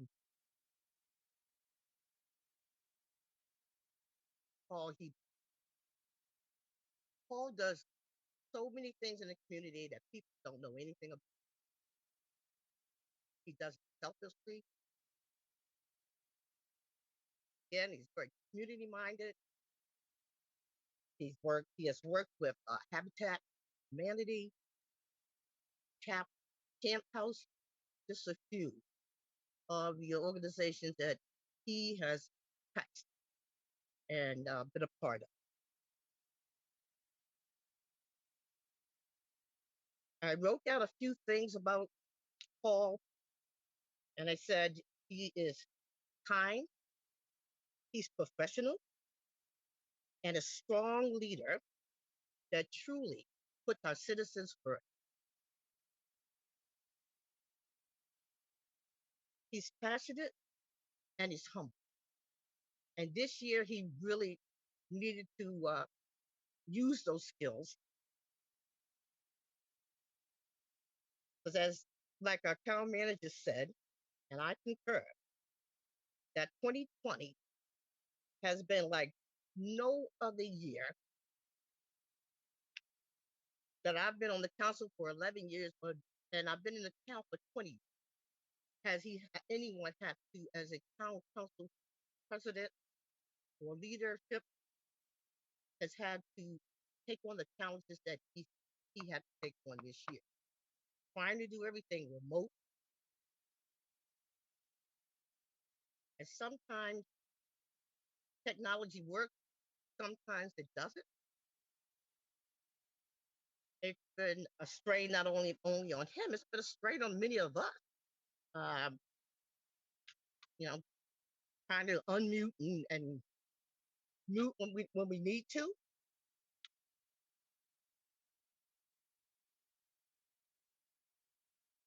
So for those reasons, the fact that we had a very challenging year, and there's several council presidents on the council right now. None of us had to be the council president under these kind of circumstances. And thanks to his leadership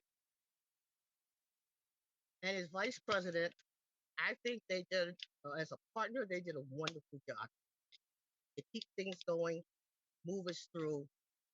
And so I'm going to give my support to Mr. Hebert to have another year to finish some of the challenges, and some of the goals that he wants to accomplish. And I think he has set and will set a good example for others that may want to move to a leadership role. President,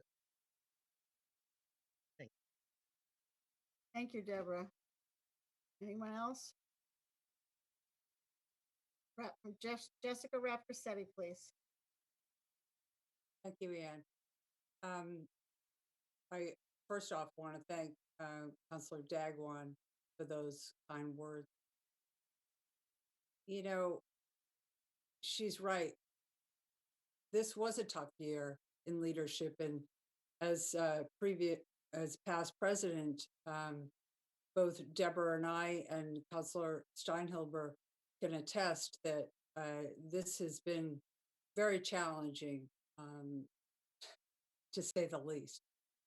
I think Paul Hebert has risen to the challenge, having never served in leadership, and the fact that he has come through this year and led us through this year is a testament to his ability to bring people together, to involve the residents. And I know in discussions with Paul that he wants to work harder on that, especially with the major issues facing this town. We don't want to change zoning without involving our residents.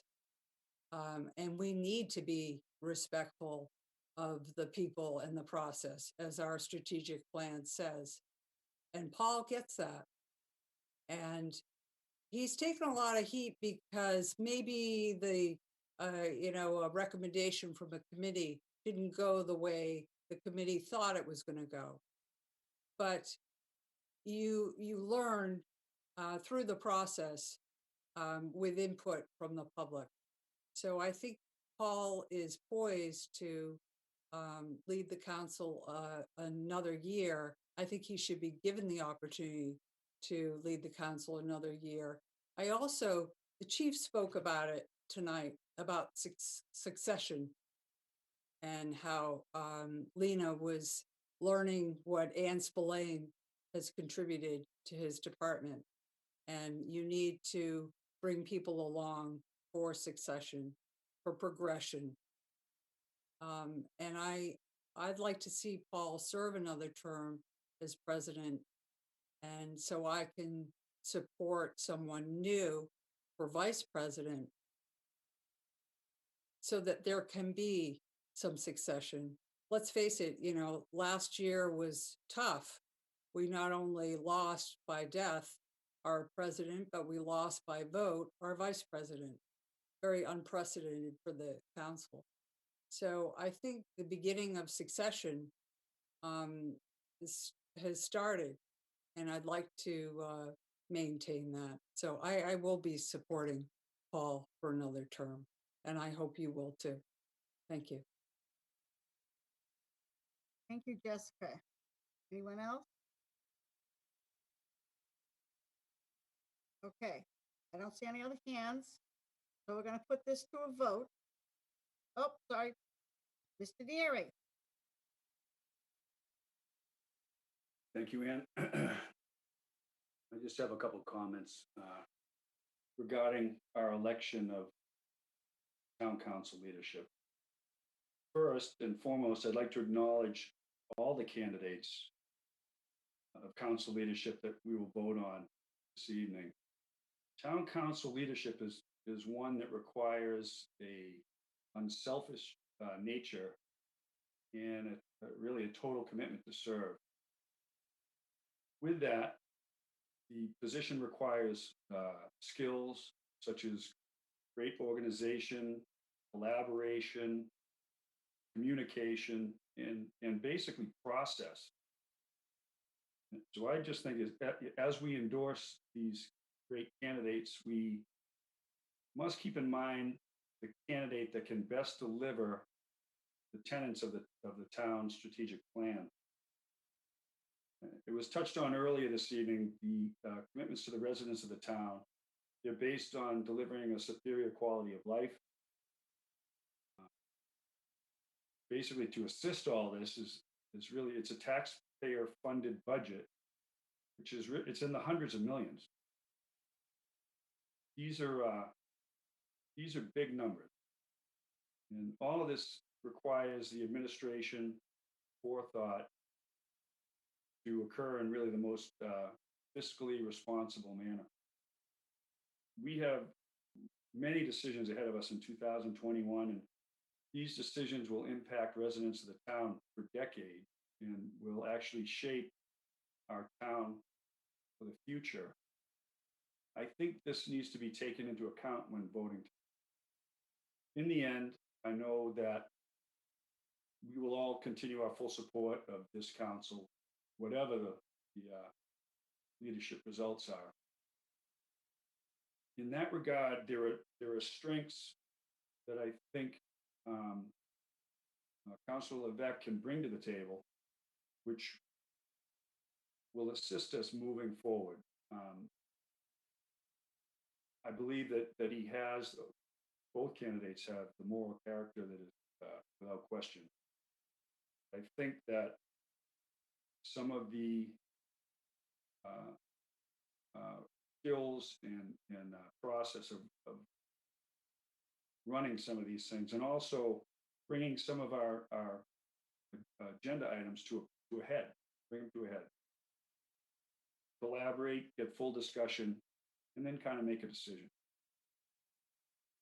Finally, I do want to thank the council members, President Hebert, Councilor Levesque, Councilor Snepp, Councilor Steinhilber, for actually accepting their leadership nominations. And I deeply respect all of you and your commitment to serving the residents of Barnstable. We are lucky to have this group of great people working for all the residents of the town. Thank you, and good luck. thank you, Counselor Neary. Anyone else? Yes, Tracy, please. Thank you very much, Ann.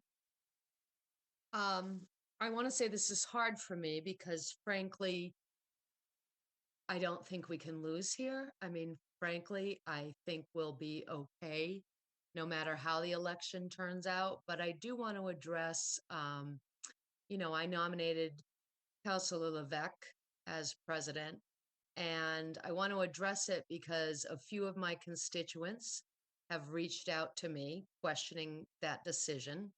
And so for the record, I want to address it. President Hebert and I, first of all, have a lot of history that goes back to my childhood that is near and dear to me. I think we're very like-minded in terms of the cloth that we're cut from and what we value.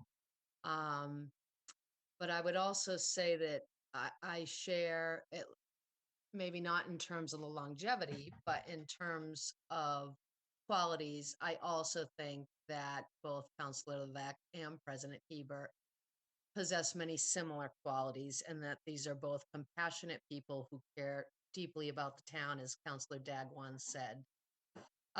With regard to my nominating of Matt, and these comments came from constituents who have an inkling of my political leanings and sort of see Matt and I on opposite sides of the table. Therein came their questioning. And with regard to that, one of the things I want to say about Councillor Levesque is that I very much appreciate, and this is coming from me as an independent voter, is that Matt, I find, is someone who is willing to come to the table and discuss. I think, as is evident from his vote on the statement regarding climate change, that he's not necessarily rooted in his positions, and he can be convinced otherwise. I appreciate that Matt is willing to engage always in discussions with me, whether we agree or not, in a respectful way, and he's willing and open to hear that logic.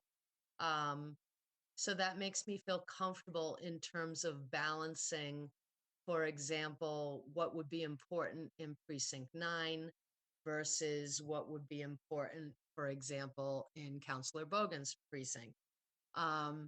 So I appreciate that about him as well.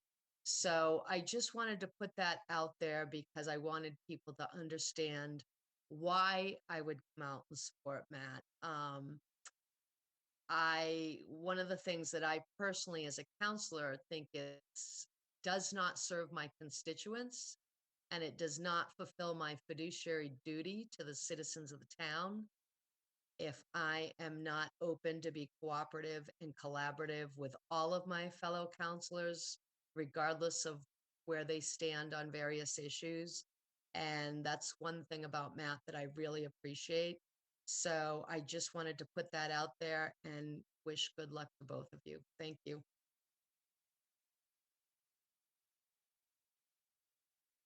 Thank you, Tracy. I think we're gonna have to take a time out here, and it's almost 11 o'clock.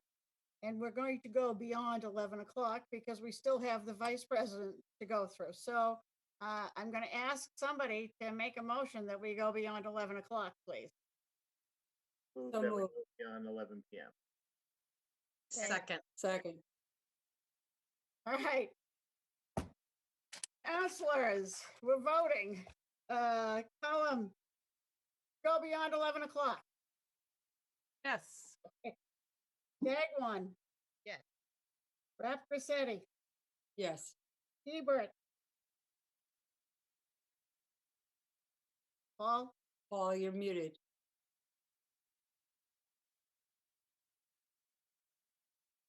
Yes. Levesque, Yes. Neary, Yes. Knapp, Yes. Shaughnessy, Yes. Starr, Yes. Steinhilber, Yes. Atzelis, Yes. Bogan, Yes. Clark. Yes. Thank you. All right. Does anyone else want to say anything for either of the candidates? Okay, I don't see any hands. So now I'm going to call for the vote. When I call your name, you tell me the name of the person you want to vote for president. Okay? And starting with Deborah Dagwan, Paul Hebert. Jessica Rapresetti, Paul Hebert.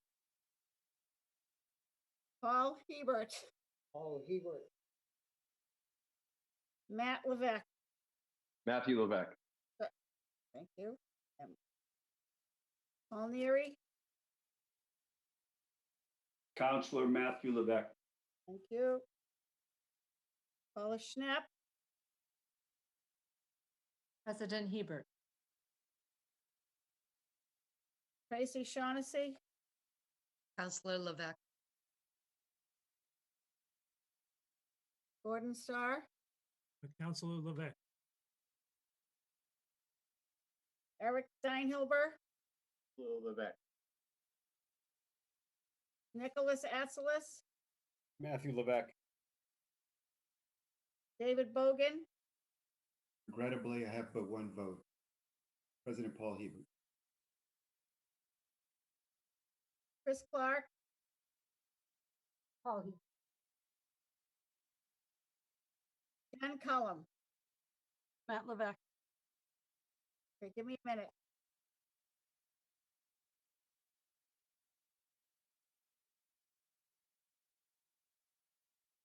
All right, Matthew Levesque, you have the honor of being the next president of the town council for 2021. Congratulations. Whew. And now we're going to continue on. All right, my two nominees for vice president, Eric Steinhilber and Paula Schnepp. If we are going alphabetically, Schnepp comes before Steinhilber. So, thank you. Okay. Well, thank you, fellow counselors. This has been a long meeting and very emotional. And I appreciate all of your service to the town of Barnstable. And the reason that I was interested in being nominated this year for vice president is that I feel that I can contribute to our forward progression in being a strong council and continuing to serve our town. We've identified wastewater as sort of our premier issue that we need to deal with. And I feel like I have the wherewithal and the passion to take this issue as far as we need it to go in this next year. We've identified the financing as being our number one priority. Been fortunate to sit as the liaison to the Comprehensive Financial Advisory Committee for the last several years and have been able to fully absorb a lot of the financial issues and feel like I will be able to help provide that leadership as we move forward on the ordinance and other items. I think what's also critical for us to look at is with this expansion of our ability to have sewer in our town, is to really update our local comprehensive plan so that we know the best ways in which we can promote year-round housing, prepare for the inevitable environmental changes that are going to be occurring in our community, and to also target where that economic can be located. I think we've identified the need in many forums that we need to continue to support our local economy, but also to grow it. But where is an important question. And so I think we need to really focus in this next year or two on that bigger plan. The other issues that I think are important and were raised by both President Hebert and now President-elect Matthew, I guess maybe you're president now, Councilor Levesque, is our communication. And I think, you know, we actually have a very strong communication, but I think in some ways it's overwhelming, and that our ability to simplify and be consistent is going to be critical as we go forward. A lot of these things that we're dealing with, you know, whether it's financial concepts or wastewater, I mean, they're difficult to get around, and we're going to need to be able to find all sorts of ways for this information to get out into the public. And as the chair of the Zoning and Regulatory Committee, I have experienced firsthand that some of our citizenry has not felt that they have been heard. And I will work to making sure that we explore all avenues that doesn't occur going forward. And lastly, I want to focus in a role as a vice president in support of the president of how we work together. And that's in our committees and even in how we conduct our town council meetings. I think it's been very effective when we have been able to isolate special topics like our wastewater financial planning and identifying having special meetings. It's difficult to have meetings that go beyond 4 hours. And I think all of us appreciate that sometimes it's better to have multiple meetings rather to cram an entire agenda into one. So I would like to work with President Levesque in coming up with strategic ways for us to plan the way we get our work done. So I'd like to have your consideration. I think that Councilor Levesque and I would work well together. We do have lots of conversations, and I appreciate all that he has done for our community in so many different ways. And I ask for your support tonight. Thank you.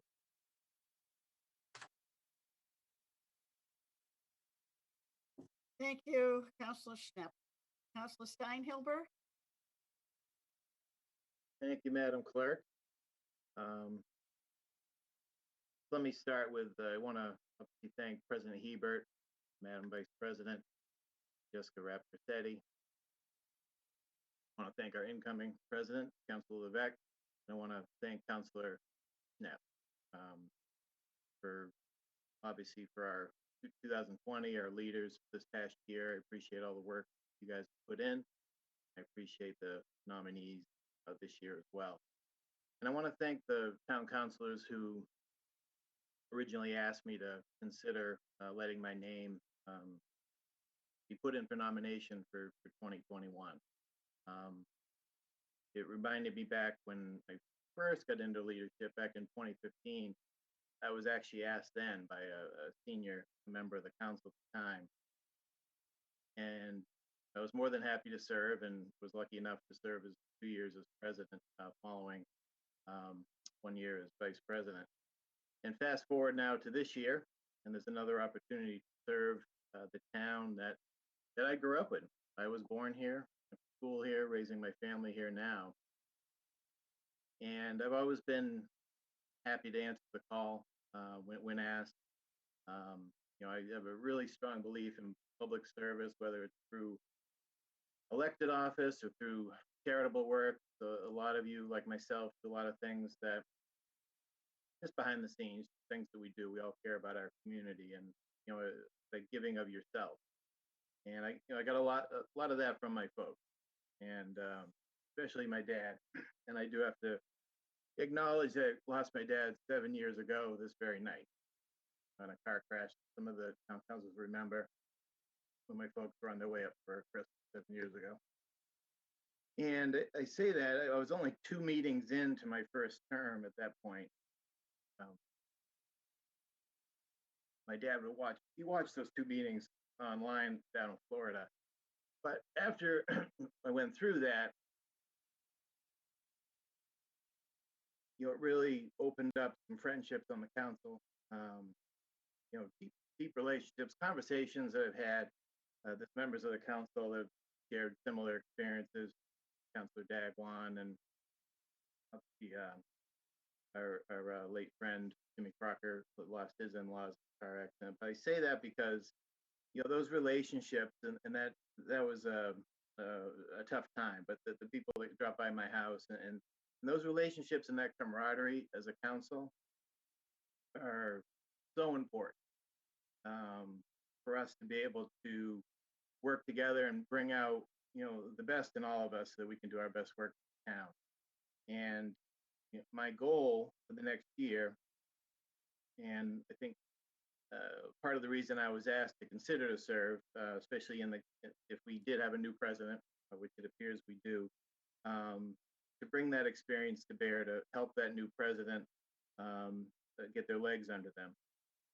So my goals for next year would be to support our new president, to bring my leadership experience there so we can work on more collaborative work, really think issues through, 2, 3, 4 steps ahead so that we're strategic in our process, that we are able to navigate complex and difficult issues, which I have done through leadership, and we're going to have more ahead of us. I think we all realize that. And we really need to build back the public trust. I feel for the first time since I've been on the council, that that's at a low ebb. And we need to work on building that back. And I think we do that through preparation, through research, through setting expectations, not just for the council, but for the public, so that the public fully understands the process, and that the town council understands the process that we're going through. I always say process is the path that gets you through the woods. So no matter how difficult the issue is, you stick to that process and everyone knows what that process is. Everyone's heard, and you bring the best ideas forward, you craft good legislation, and you bring items to a logical conclusion. So I think I have a unique experience as a counselor, as a former president, former vice president, to offer at this time, especially in light of having a new president. And I'd be humbled to serve again as vice president in 2021. I humbly ask for your vote. Thank you. Thank you, Councilor Steinhilber. Does anyone want to say anything in support of either of our candidates? Oh, yes, Jen Cullum, I saw you first. I think you saw the ghost of my dog with a weird background. I'm not. I have not prepared. Thank you. So I saw Paul Hebert's hand go up. Yes. Okay. But I do keep seeing the dog show up in the background. That's awesome. That's awesome. Certainly, I hear what Councilor Steinhilber is saying, and there's no question about his experience in leadership. But I have had the opportunity to work with Councilor Stepp for years, going back, efforts to bring more affordable housing to all of our population, seniors as well as youth, workers. And then also most recently, I'm going to say we put a couple of hours into Councilor Stepp talking to me about what she wants to accomplish. And she has passion for it. She's definitely a quick study. So while I understand the effort to have a past experienced leader, I'm convinced that Councilor Stepp will step to the plate and make a good team. I will be supporting Councilor Stepp.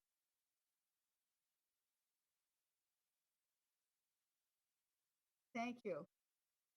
Does anyone else want to speak? I'm looking for hands. Oh, I see Deborah Dagwans.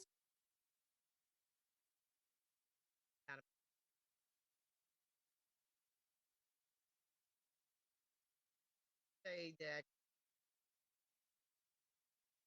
Eric and I experienced something similar. As he said, his parents were in a terrible accident. And when that occurred, I was town council president. And I looked out the window, served me on the council office, and saw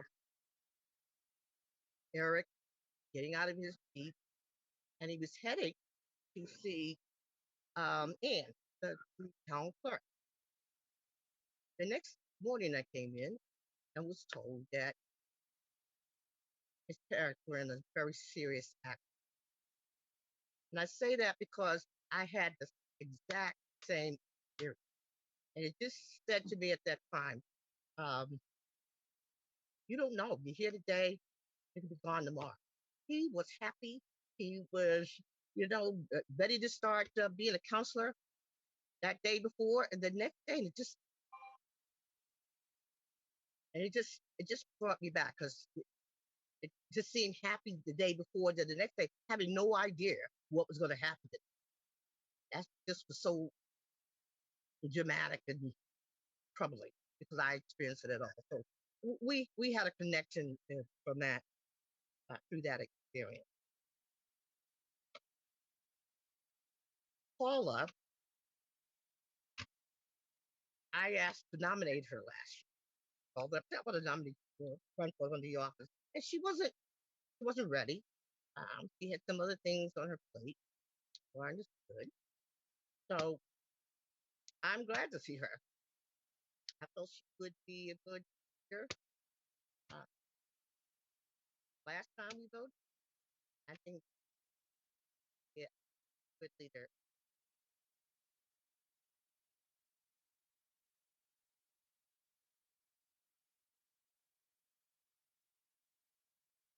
Thank you, Counselor. Is anyone else? All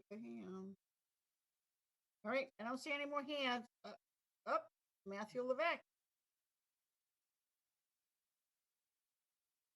Thank you, Ann. And thank you, Paula, and thank you, Eric, for allowing your hat to be thrown in the ring. As the incoming president, right now it's kind of, you definitely can feel the pressure on your shoulders. Okay, here we are. The die has been cast. My thought process is I believe I could work with either candidate. However, much like Paul Hebert and had Jessica Rapp Cressetti to support him as he was new to leadership, and then she had years of experience as town council president, and that was definitely I think I've talked to President Hebert about this, and that her advice, her knowing what the next step was, just on many issues, staff, the calendar, setting meetings, agendas, procedure, things of that nature. It was if you could just lean over and at the beginning, obviously with Zoom, communications, leadership meetings, there was guidance there that was available. And so I too I consider that to be valuable. Councilor Steinhilber and I, similar politics, but we don't necessarily see eye to eye on every issue. So it's not about politics. It's about his experience. It's about the sewer project that we're going to be working on was something that he started. A lot of what started. Obviously, some started before, some of it was done afterwards. But he's a big part of that. Vineyard Wind, renewable energy, where we are on those things, histories behind things. He's got that knowledge. So I actually think it would benefit the town in that way. I think it would make me a better president. That's how I look at it. And it also would, again, a little bit of a comfort zone, allow me to still maybe take a little stress off, and allow me to, this is a job that you can't sometimes, it's going to affect my family. My wife had to be in on this. My children had to be in on this, all four of them. And having this, again, if I had my choice and somebody to be able to lean on and take a little bit of that pressure off, that would, at this point would be Eric Steinhilber. Thank you. And I'd ask you to vote for him for that reason, because it would make my life, my presidency that much better. Thank you. Thank you. Paul Leary, is your hand up? Yep, okay. Thank you, Ann. I, as you're aware, nominated Eric. My thought process is pretty consistent. I approached the election last year similarly. I think that the four candidates that have been nominated, this could be arguably one of the most difficult times. It's either going to go smoothly or it's going to create some problems. And I just think that receiving proposals, coming up with everything from from comprehensive wastewater management to, maybe the STRs will come up again this year. There are a lot of big items that can really make or break you. And I just think that Councilor Steinheld has been through the grinder already. The job itself can be problematic. You can really you're on the front line of running the show, driving the bus, and I think that that Matt can definitely use Eric's assistance in moving agendas forward and connecting with the folks in town. I know that there's been some talk about, I hear everything, whether it's political parties, whether it's male, female, it's irrelevant to me. I don't really look at it that way. I just look at these positions as one that it's your responsibility to the residents of the town to vet items that come up, to get them on the agenda, to get public comment, to consider all public comment, bring the items to the council, get it to a vote, and really assist the staff in all the work that they do in the background to run the town. Just as Councilor Hebert was elected last year, thought that, and I believe it was a good decision that Councilor Rapgrizzetti helped him out. And I think that in the big picture of the town, what's going on,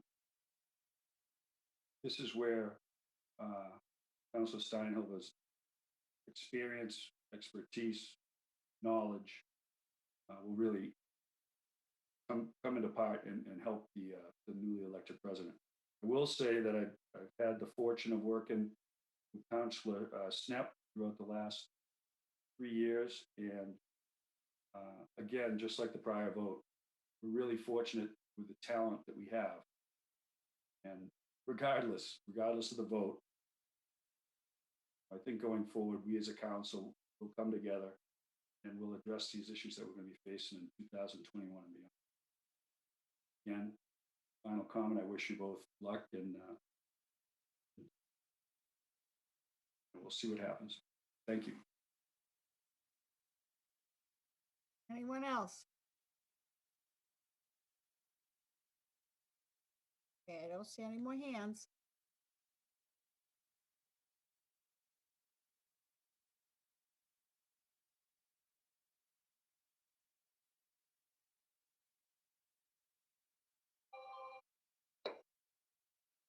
You're on mute, Ann. Oh, thank you. So I'm starting with Jessica Rapgrizzetti. Tell me who you'd like to vote for vice president, please. Councilor Steinhilber. Paul Hebert, Councilor Knapp, please. thank you. Matt Levesque,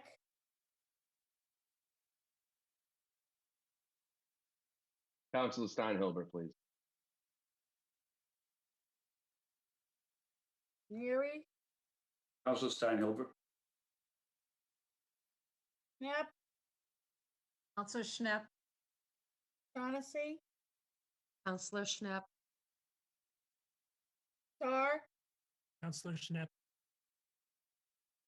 Steinhilber, Councilor Steinhilber. Atzelis, Counselor Steinhilber. Bogan, Councilor Schnepp. Clark, Counselor Knapp. Cullum, Counselor Steinhilber. Jagwan. Yep. Give me 1 second.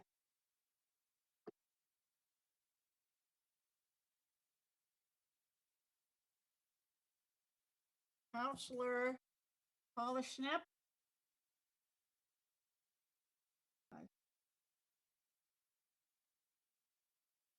You have 7 votes, and Eric Steinhilber, you have 6.